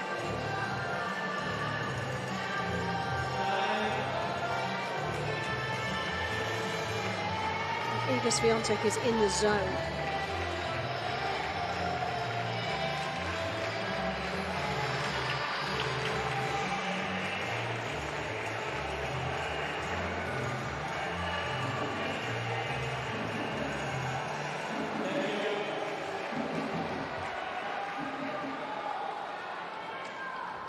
Thank you.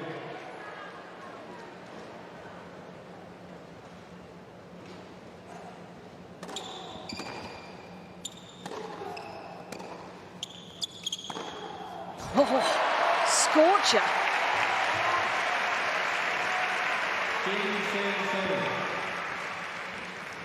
15 love.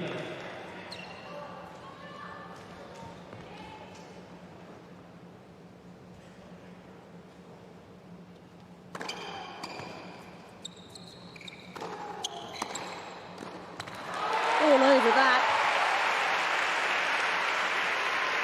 Such a pure striking from Paula Badosa.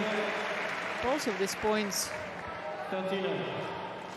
140 kilometers, the previous forehand winner, Badosa.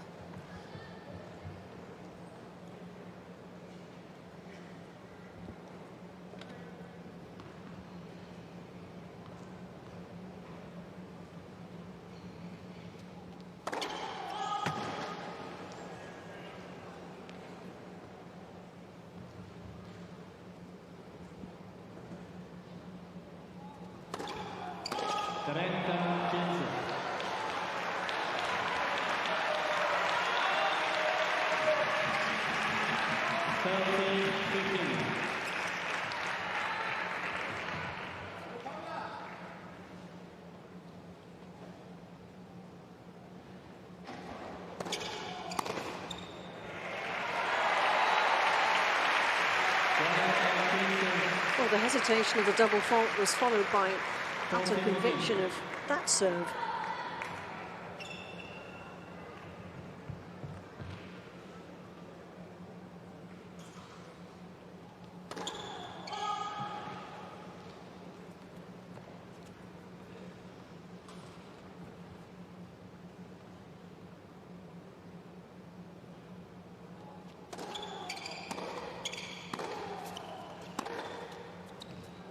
It's in. Finds the line. 40-30.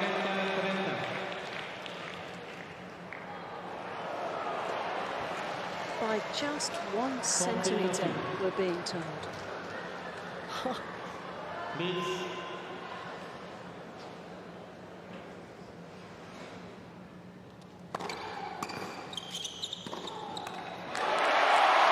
That's an excellent reset, though, from Badosa. It's so effortless as well.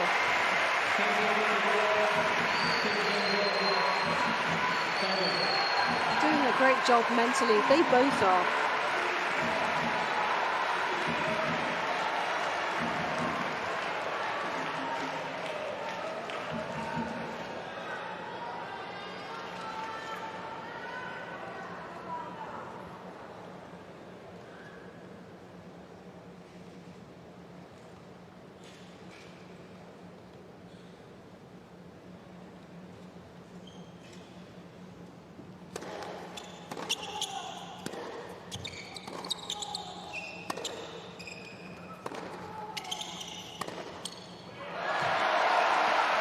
A bit wide. Took the pace off that first serve, didn't she? Just tried to ask Badosa to generate a little excessive pace. It didn't work.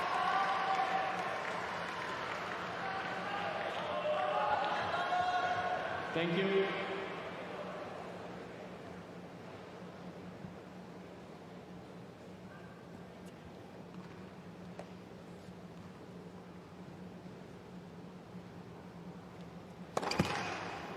Let first service.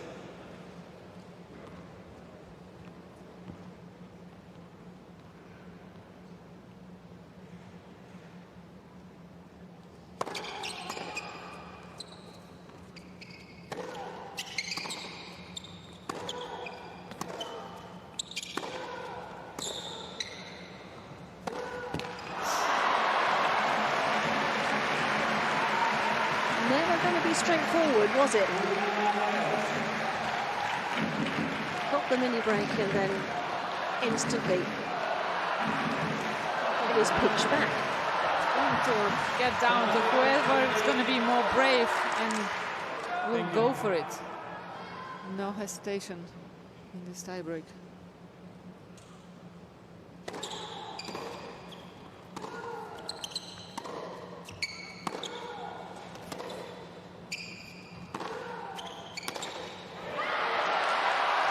There's that forehand being rushed again.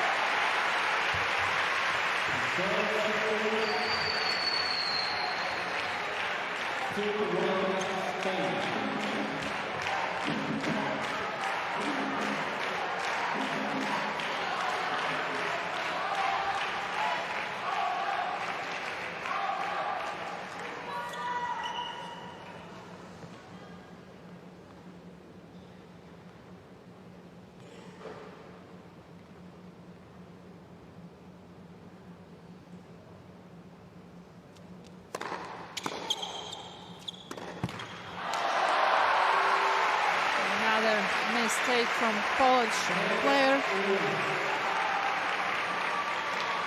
Really started to think about it.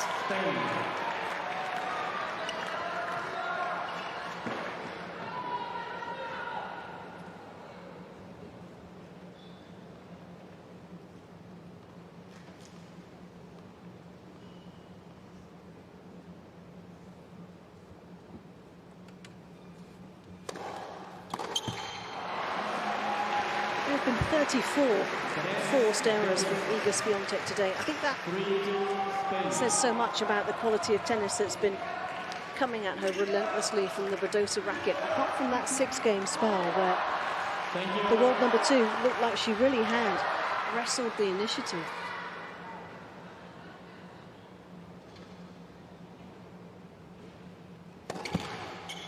Let first service.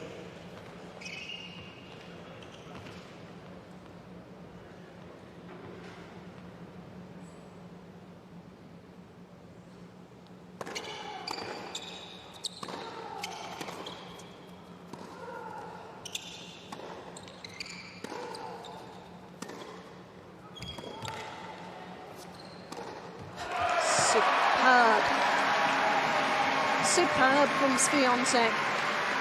Brilliant usage of that forehand that she has. It was the depth, wasn't it, that punched the hole that she was able to barge into.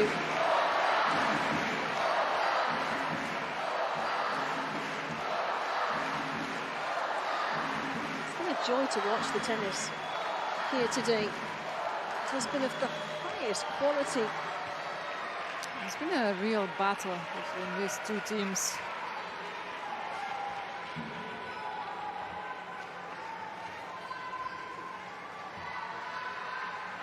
We've had almost 6.5 hours of tennis today, and we might be finishing in the next 10 minutes. We might be going 3 hours from now.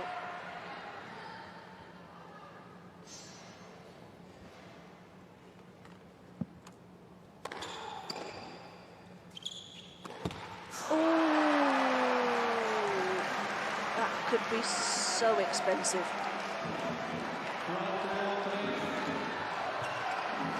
You have to push right now if you're Iga Swiatek. She's won the last 3 points in a row. 2 serves now. Could take her to the very brink.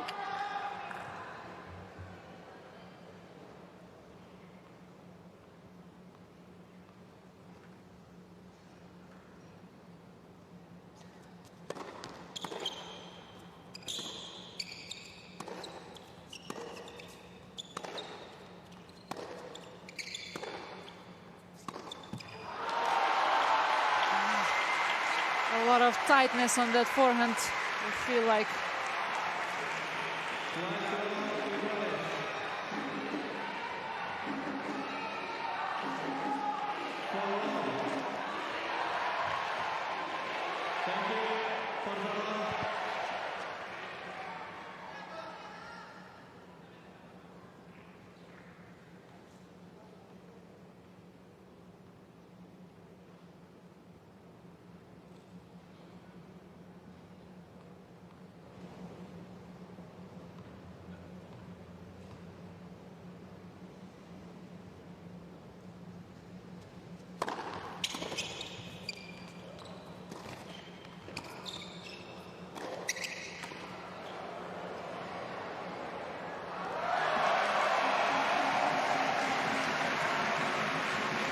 It's deep breath time, isn't it, for both of them?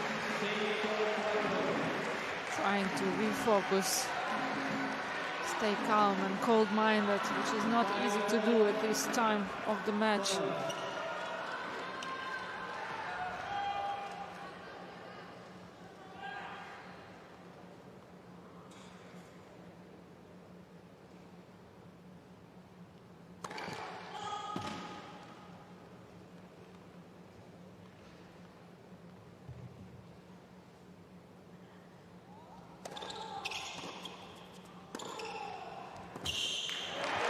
Fabulous kick serve that was. And to come up with this at this score, take a lot of guts.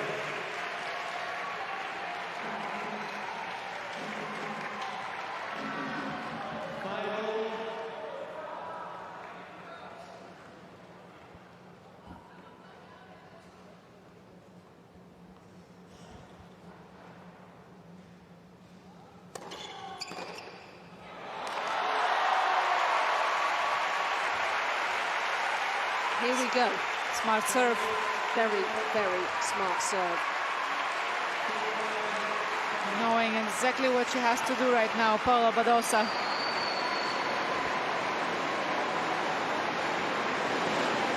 Just listen to the noise inside the Martin Carpena Arena.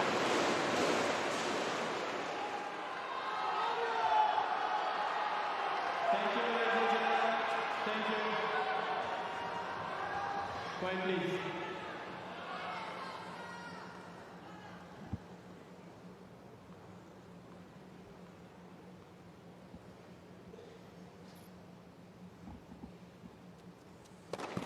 Let first service.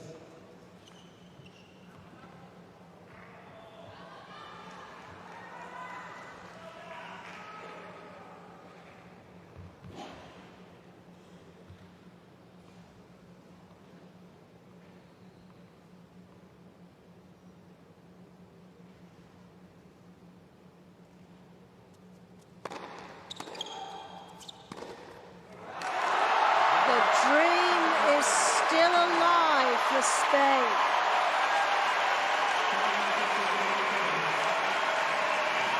What a fight back from Paula Badosa.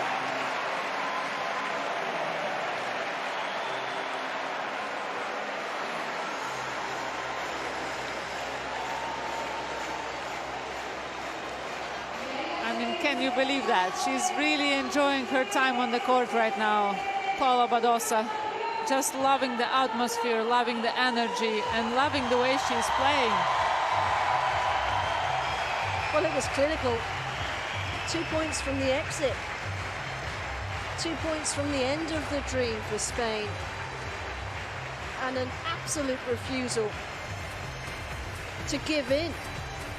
She got much better numbers out of her first serve here. Better certainly than Iga Swiatek.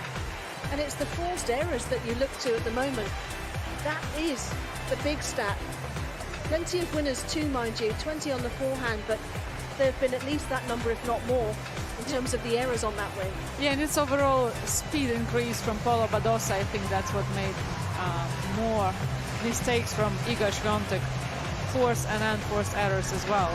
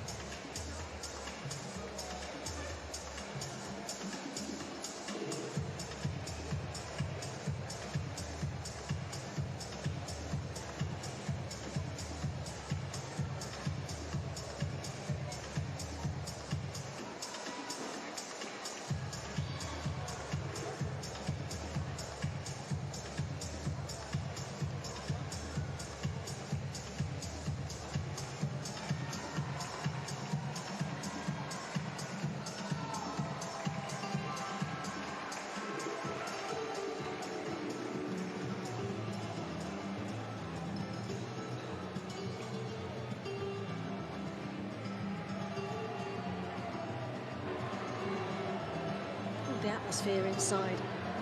This arena, absolutely electric now. Paula Badosa talking to her coach. Annabel Medina Garriga is also involved in the chat. She found a different level from 3-love down in that second set. Iga Swiatek has just left the court, about to return. Taking a comfort break, maybe an outfit change as well. It's very warm inside the arena. And the players, I think it's fair to say, are putting in a shift today. A reminder that play started at 10 a.m. this morning. It's now 25 to 5.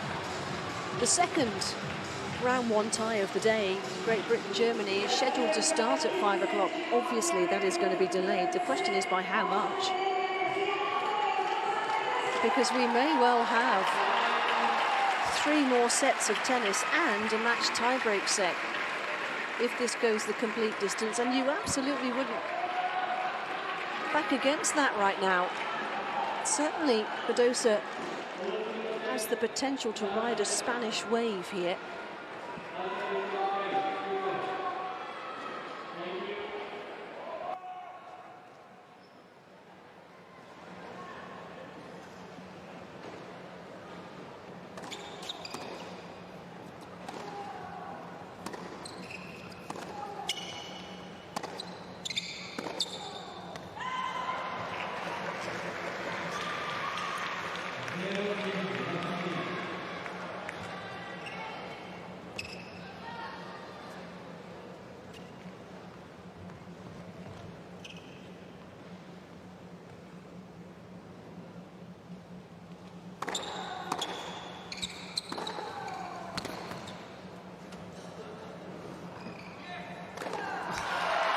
Really stepping inside that court. Paula Badosa trying to be aggressive from the very beginning in this deciding set.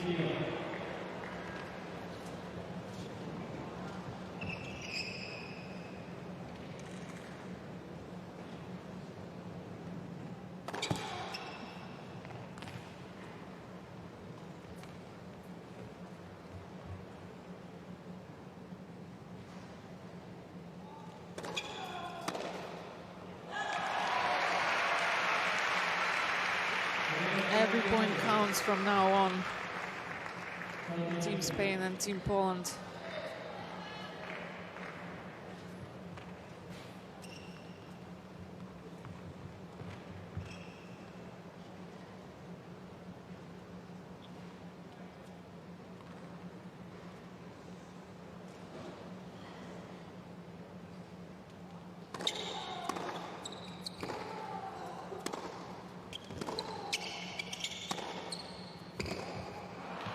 Found the forehand beautifully there.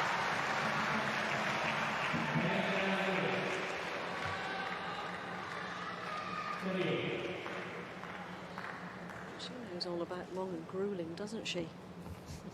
These two are part-time comparatively, 2 hours and 3 minutes for the first 2 sets.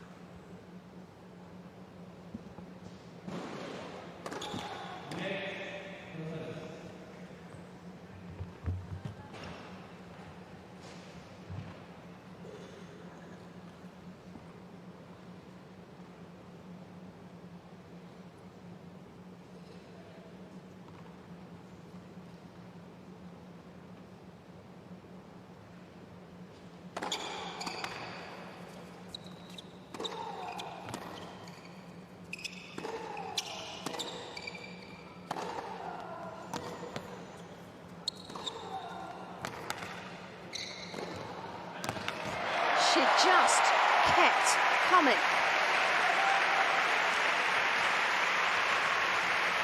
Nearly took out her teammate Jessica Cruz-Asmonero there, who had to take evasive action when that came off the frame of Swiatek's racket. The apology from the world number 2. She was straining every sinew to try and stay in the rally.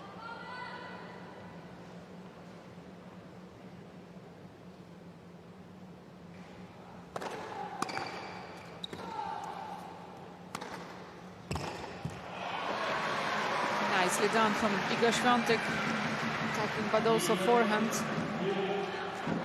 giving her no time at all.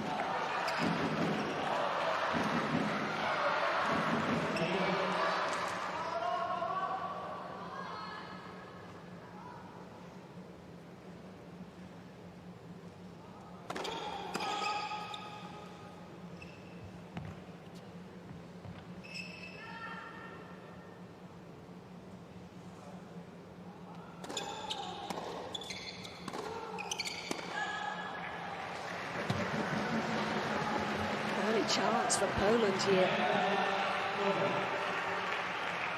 She is so good, Iga Swiatek, at just pressing the reset button.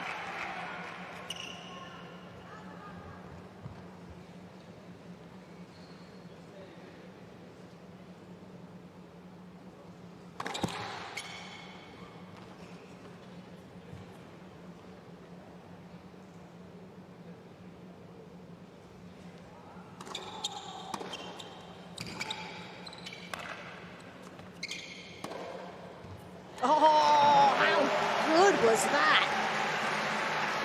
It's the level increase. She thought about taking that out of the air, Olga, and then retreated and thought, no, do you know what? I think I can finish this with a short angle cross court. And she did. Some brilliant quality of tennis we are looking. It's interesting to see how Badosa forehand placement first set. It's not really something that she's been doing, attacking Swiatek forehand, but in the second set it's a completely different story. You'll see it right now. 48% Swiatek forehand. That's what made a huge difference in the second set.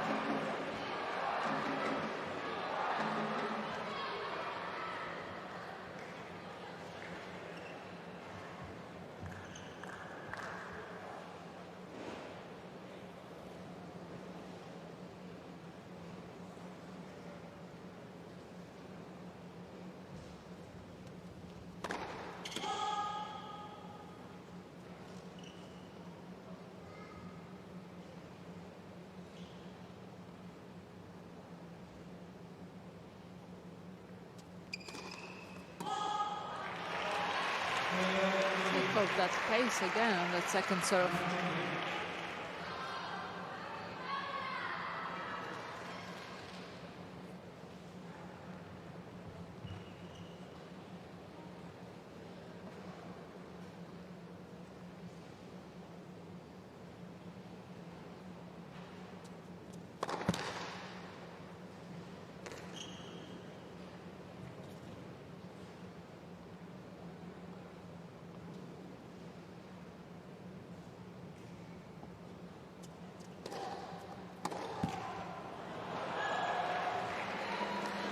Desperate to attack that second serve, a little over eager in the end.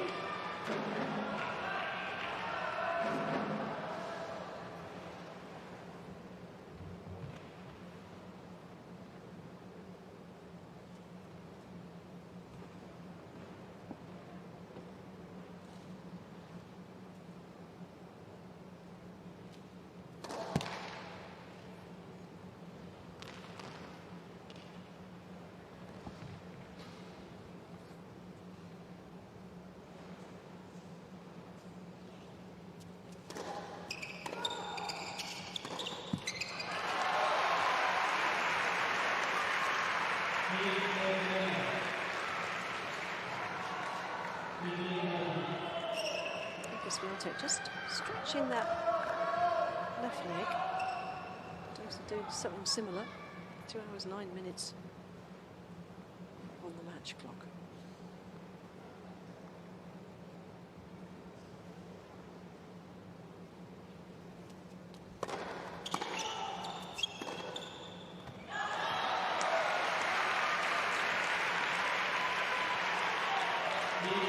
Getting frustrated, Iga Swiatek.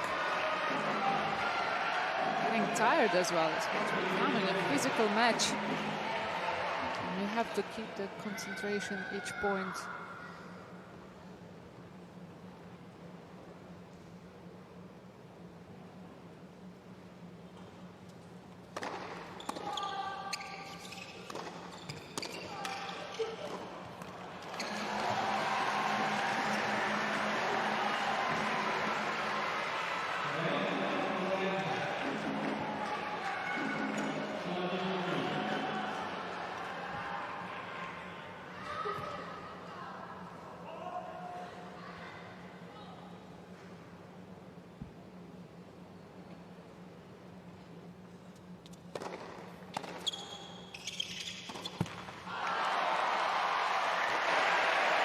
It's a real expression of frustration from Swiatek.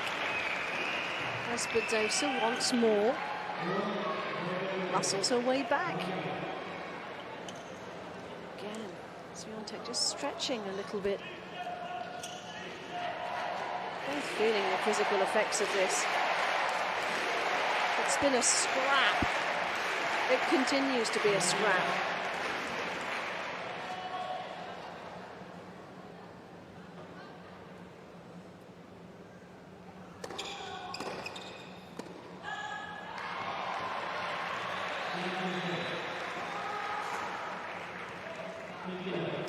Of course, first thing when you get tired, it's your focus, and then your legs goes away. And Iga Świątek cannot afford to do that. His legs is her main thing, the way how quick she moves.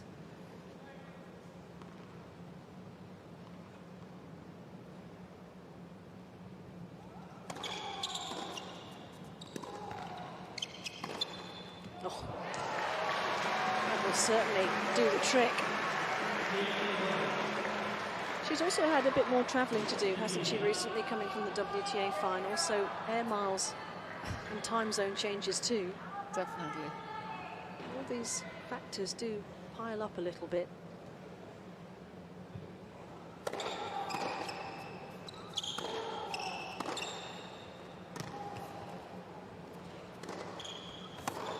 Yeah, turn that around brilliantly. It's a good serve, it was an even better return.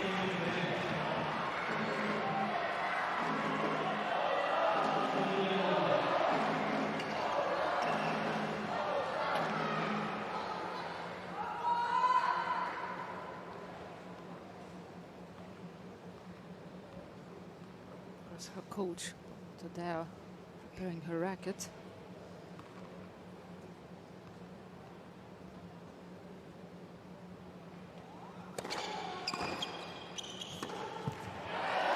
Fabulous return.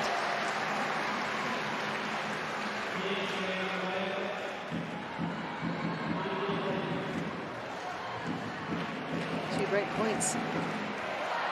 Neither of them have held serve yet in this set.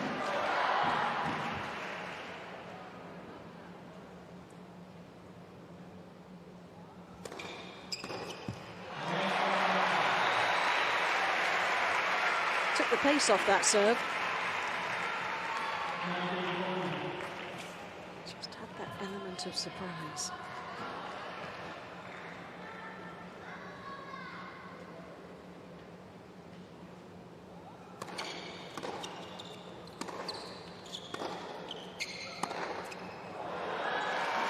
She's done it again.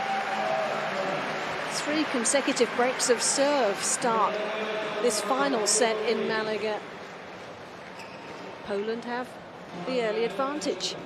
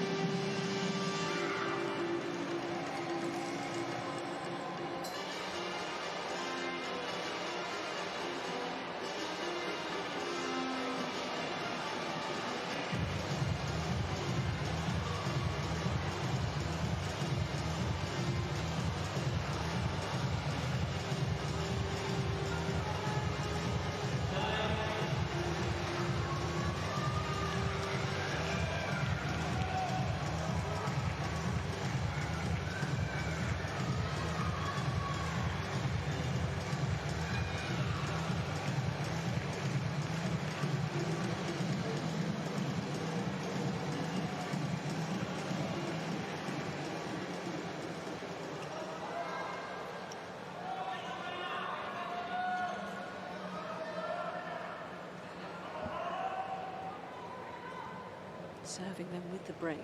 2-1 final set.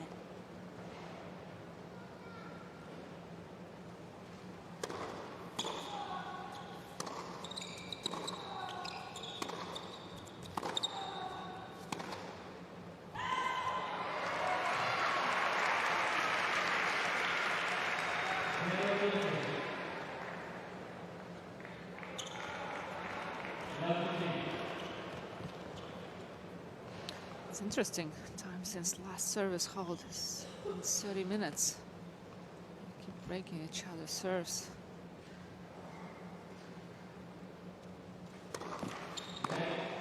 I think that's the tiredness really kicked in, both of them. I feel like it's always when you're tired easier to hold return.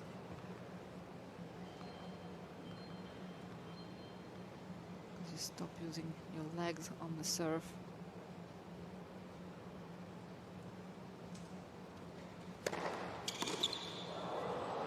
Well, not there. When you're in a long match like this, what does it feel like? You have no feelings at some point. You're just... Robotic. Yeah, robotic, that's the right word. Yes.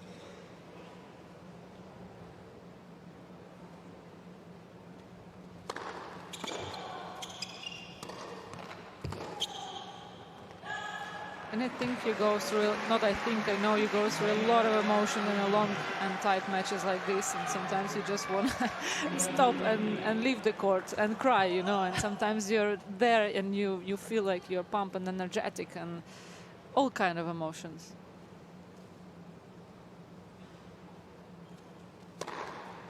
And sometimes your legs are burning so much that you feel like you cannot move anymore at all, and then you find that second breath. Wind.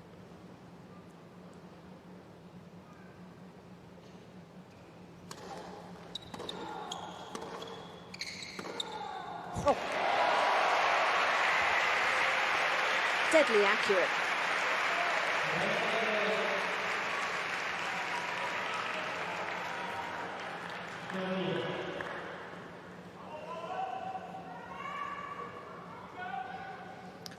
.26 kilometers an hour, that backhand from Paolo Badosa down the line.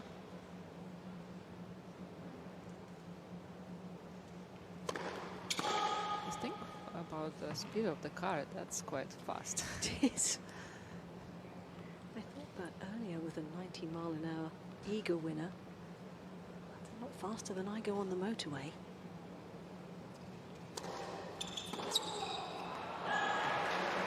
They do kilometers here, so in Spain.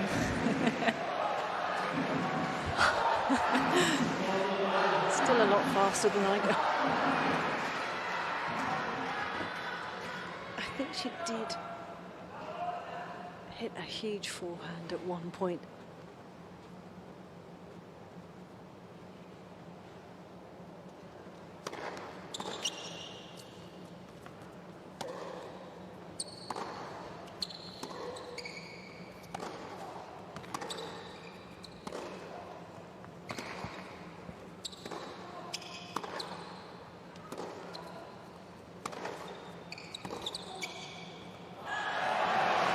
She's really knuckling down in these rallies now and not giving anything too much away. And at the moment, the pattern seems to be that it's Badosa that's making the greater number of errors. In that last particular point, that smart forehand from Iga Świątek, she added a little bit of shape on it, and that's why the forced mistake came out of Badosa racket. Watch Iga playing, it's all about a chess game.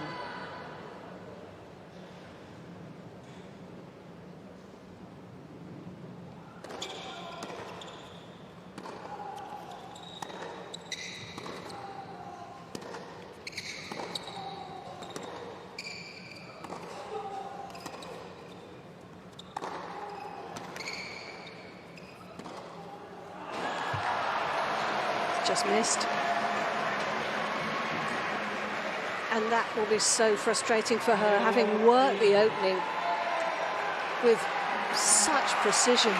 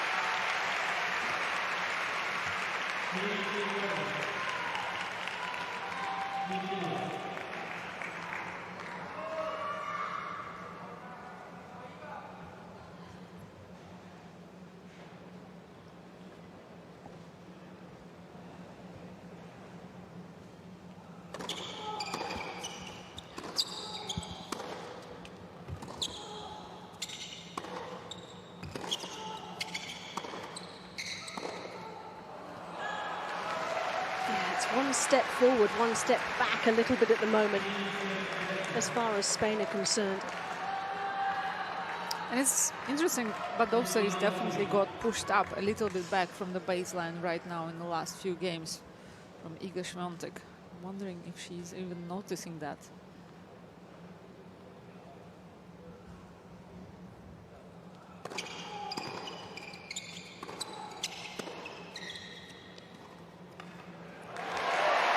Exquisite, sumptuous field from Paula Badosa. What a timing. Again, she hit it well. It's phenomenal disguise.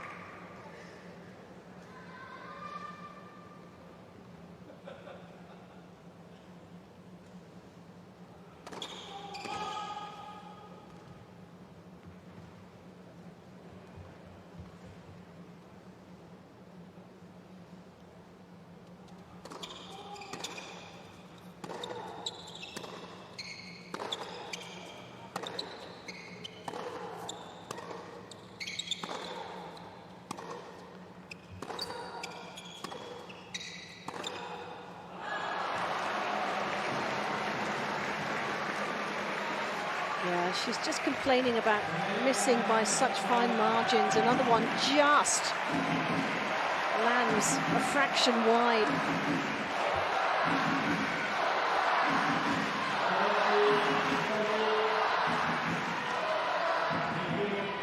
No reaction at all from the world number 2.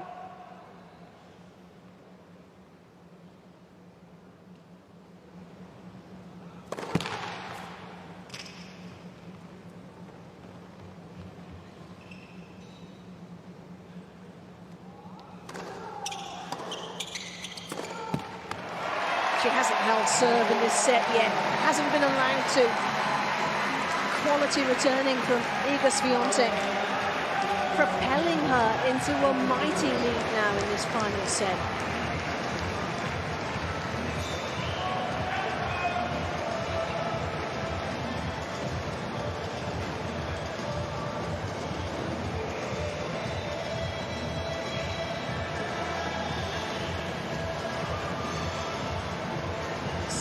This final set has been all about the world number 2. And that short-term memory we talk about, the ability to just erase what had gone before. She was 2 points from victory in that second set. That's why she's where she is, on top of the world. And we still know that this match is not over yet. We know what Paula Badosa is capable of. Clearly showed that in the second set.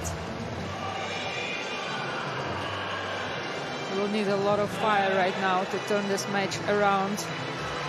A lot of inspiration, passion. Well, it's a double break she's got to retrieve. That's the problem. It's the animated conversation she's having with her team right now. And she feels a bit hard done by, I think, because some of these misses have been so marginal, but a miss is as good as a mile, ultimately. It's usually more like a monologue when players stuck into the box. It's just a stress release.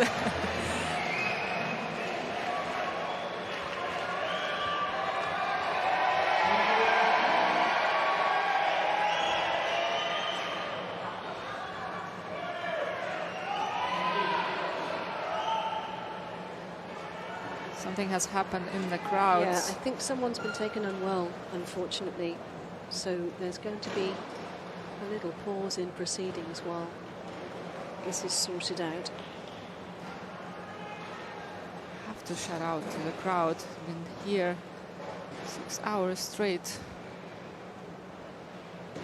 And they were very quick, the spectators around us, to spot what was unfolding.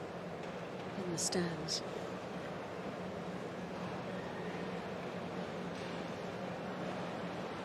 The Spanish team doctor's coming over as well, coming to give assistance. So while this unfolds, we do just have a little pause in proceedings. Our thoughts are with the spectator at the moment.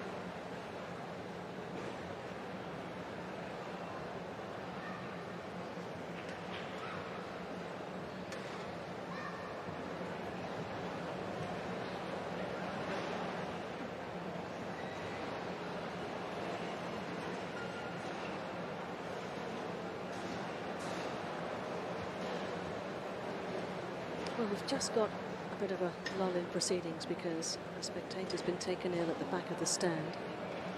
A lot of concern surrounding the condition of that spectator at the moment, so that's why we are just in a bit of a holding pattern.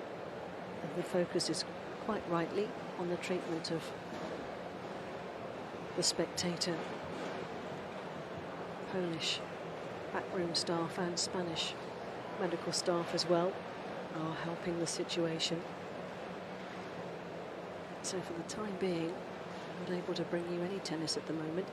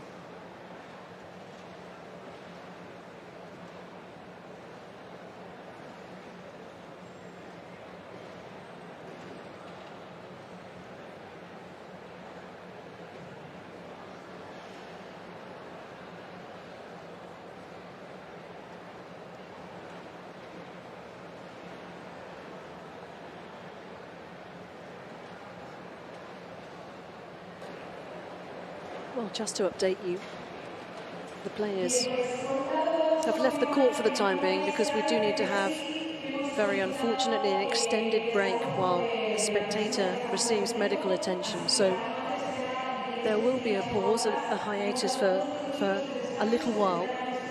And as soon as there's any action from the court here in Malaga, we will, of course, bring it to you straight away.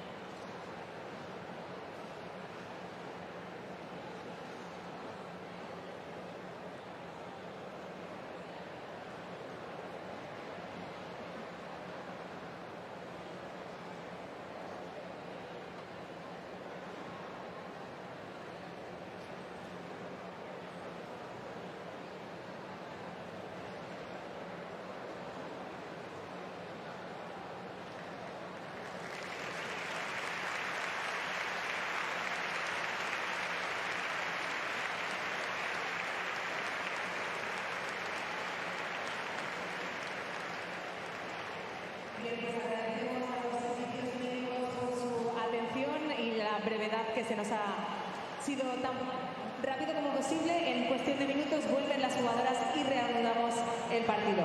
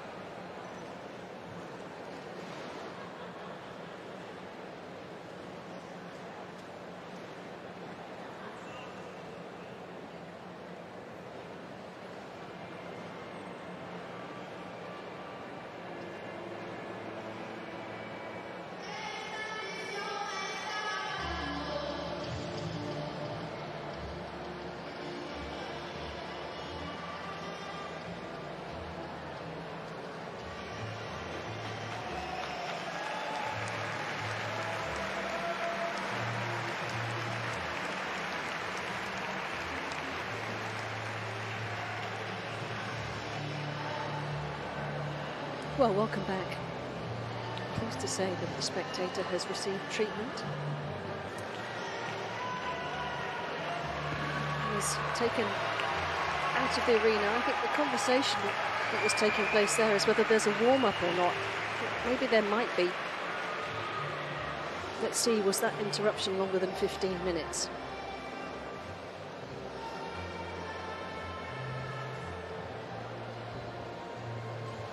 The warm-up should be with the used balls, obviously. A few minutes shorter, slightly shorter warm-up. The break wasn't that long.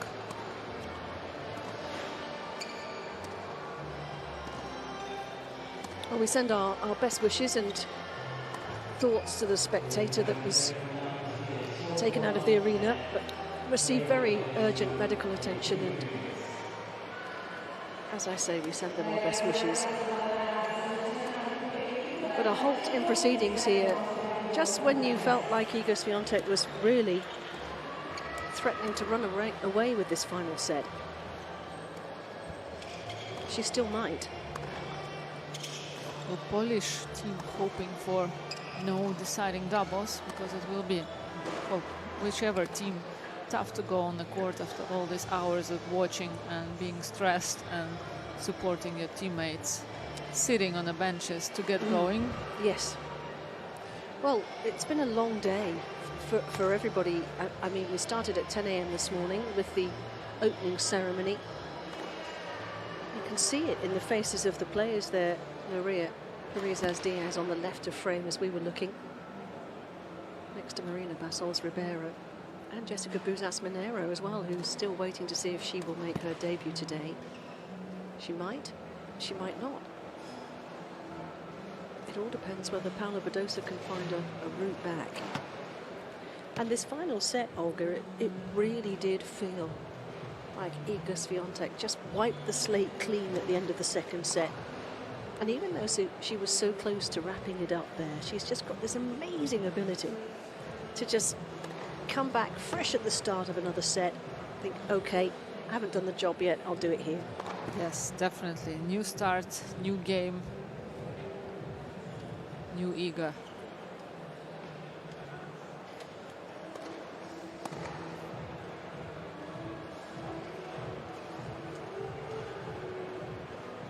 What was noticeable in the 5 games that we had before that medical interruption was the number of unforced errors from Paula Badosa had just started to climb a little bit, along with the forced errors as well in this set.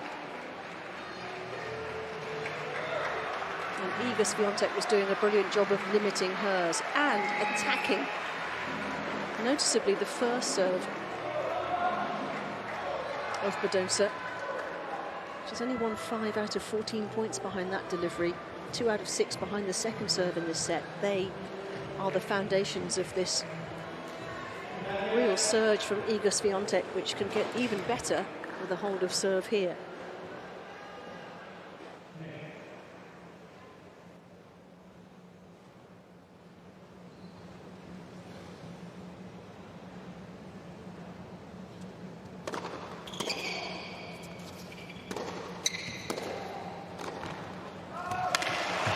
Authoritative volley. Very good start for Iga Swiatek. 15.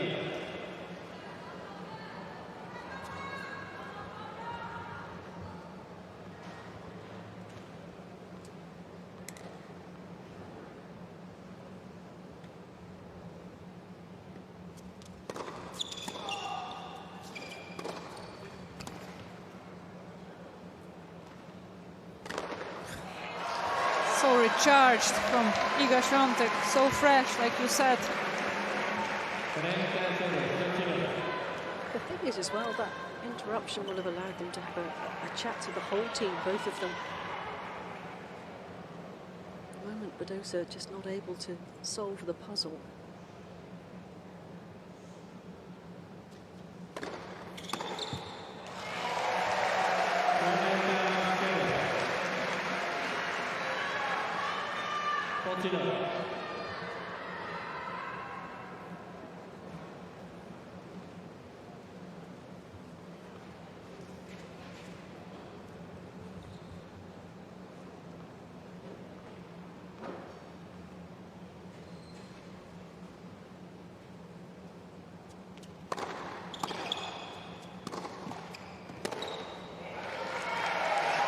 Well, the kiss of the tape made all the difference there, and it helped the world number 2. It did nothing for the former world number 2. And this is a must-hold. That will be the end of the Spanish road in Malaga this week. It's been ruthless from Swiatek in this final set. Impressively so.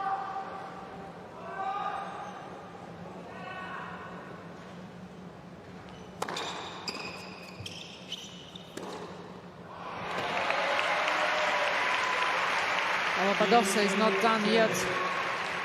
Have to play every point, 1 point at a time.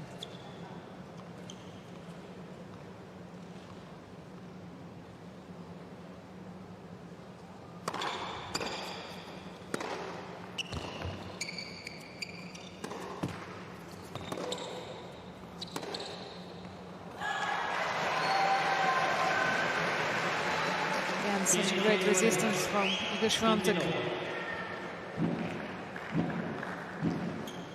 Wide base that she has.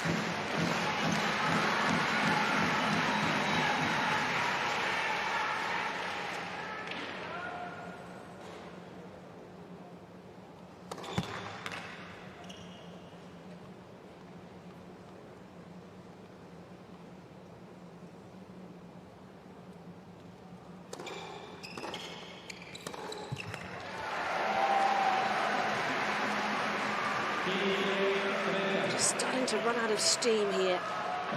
In truth, she hasn't really got going in this set.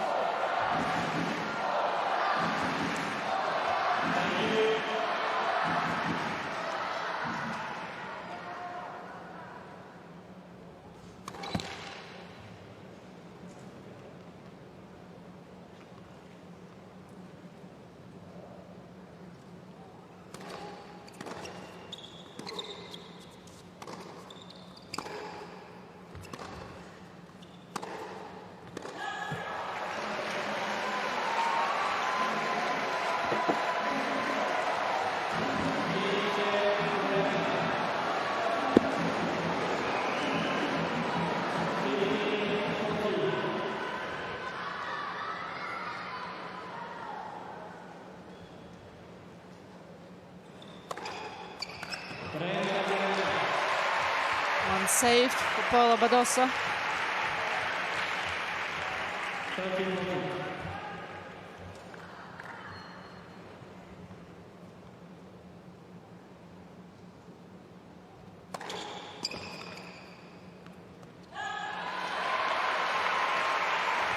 And of course it was never going to be straightforward. Nothing about this tie has been to date.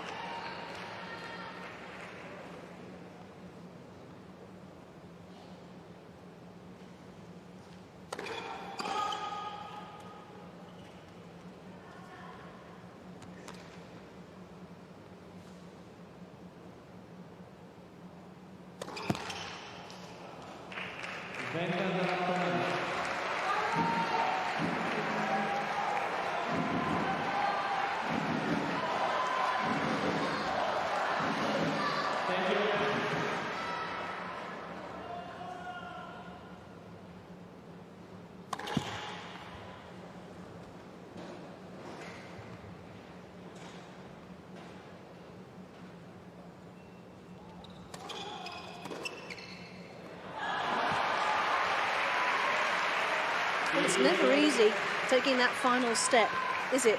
But it's nice to see a smile on Iga's face. It's desire to finish this match, this tie as well, is too big.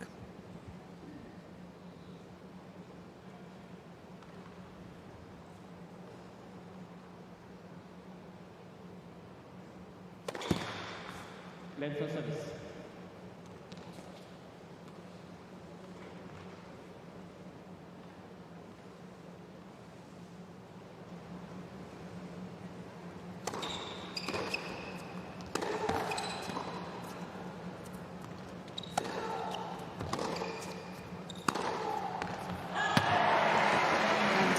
From Iga is just brilliant. She's just turned on the afterburners on return in this set.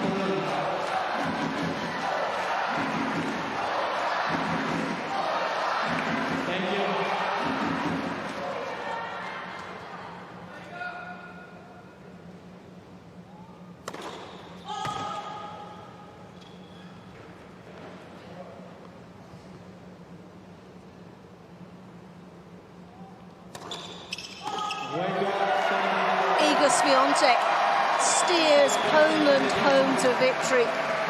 And she finishes what Magdalena started in this extraordinary tie. That's a lovely exchange between those two. Paula Badosa gave everything, Spain gave everything. But Swiatek and Poland have broken Spanish hearts here in Malaga. And they're into the quarterfinals for just the third time in their history. And you cannot say that they don't deserve it with the quality of tennis that we've been treated to today.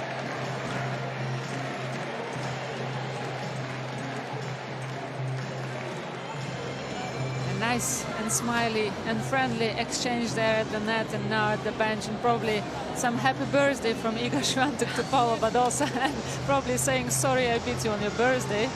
But hey, what a great tie, what a great effort from Team Poland, and what a heroic performance today from Magdalena as well. All the credit goes to Team Poland. Polish fans, such a joy for them. And for a second they feel like a part of this big team. Magdalena having a little chuckle with Iga Swiatek there. He's probably saying, well, thank goodness you managed to get over the finish line. Nearly 4 hours of effort in dispatching Sara Sorribes-Tormo did not go to waste. Yeah, and all the credit to team captain as well for being sitting there for all these 6-7 hours with a poker face. Yes, that's true. It's been a spectacular year, a comeback year for Paula Badosa. And it's been a joy to see her back at her finest level. And she certainly brought that here from 3-love down in the second set. I think she'll reflect on the fact she just couldn't find her service numbers in that final set. She never really got going in it, and Iga Swiatek did. Yeah, definitely the second set was something where it was great quality from both of them. And but overall you would say that what a year for Paula Badosa. She can be just proud and super happy about this season.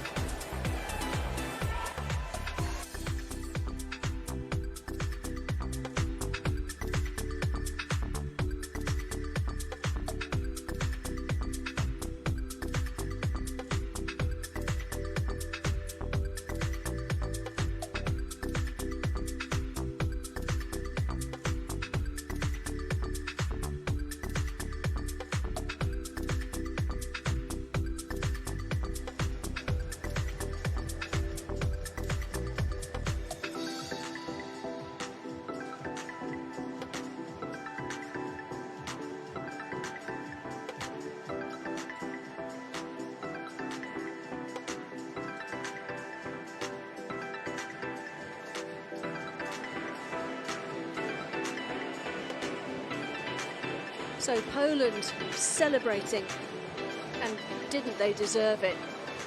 It was tough on Spain, they gave everything, but Poland with a little bit more quality. Let's hear now from Iga Swiatek and the captain, David Selt. Iga, congratulations. You pushed your team through the quarterfinals. It was a tough battle. There was a lot of power on both sides of the net. Explain to us how you defeated Paula today. She was playing really amazing, and obviously you were too. Well, I wouldn't say that I pushed us to quarterfinals because Magda, played an amazing match in the morning, and we both did it, and also the whole Polish team. We're here as Poland, so I'm happy that finally we won a match on Beijing King Cup finals, because it's a huge step for sure.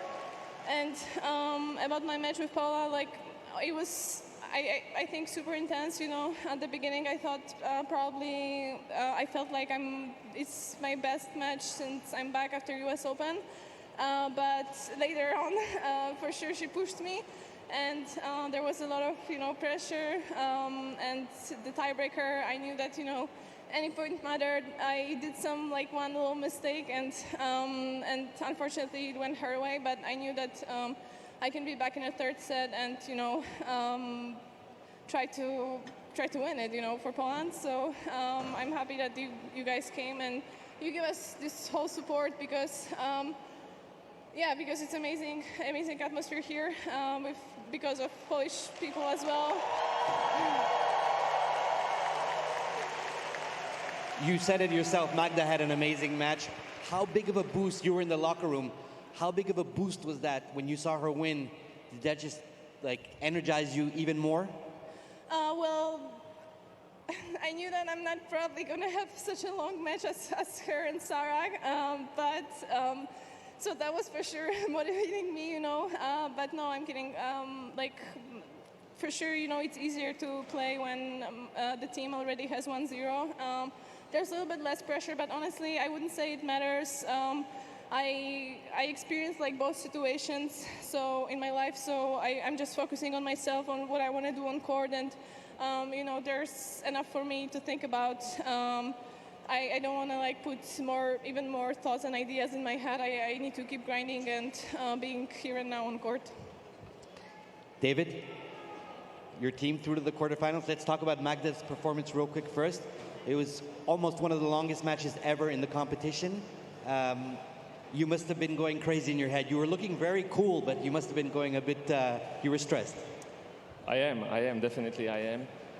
I don't know how to start, but I knew before the match it's gonna be battle, and it was. The first match was epic, unbelievable, a lot of emotions, but the most important thing is Magda win this match, and that's first point for us. Then Iga was playing great match against Paula on the highest level, really very good match, and yeah, we achieved our goal, and first time in the history we are in the final, in the quarterfinal during the Billie Jean King Cup finals. Can you just explain, and then I'll let you go, how important and how great it is to have an Iga Świątek on your team to be able to finish the work? Magda did an amazing job, and then she comes in and plays an amazing performance like that. Not a lot of teams can say they have that, and it's what a weapon. Both did an amazing job, whole team did an amazing job. Iga is one of the best players in the world, for me the best, so it's a huge privilege to get her among the players. I think all coaches would like to have Iga inside the team. Yeah, agreed. Congratulations, ladies and gentlemen. David Selt, Iga Świątek, Poland through to the quarterfinals in the Billie Jean King Cup by Cambridge. Yes, they're through to the quarterfinals for the first time in this format. They have been there a couple of times previously before in the old format.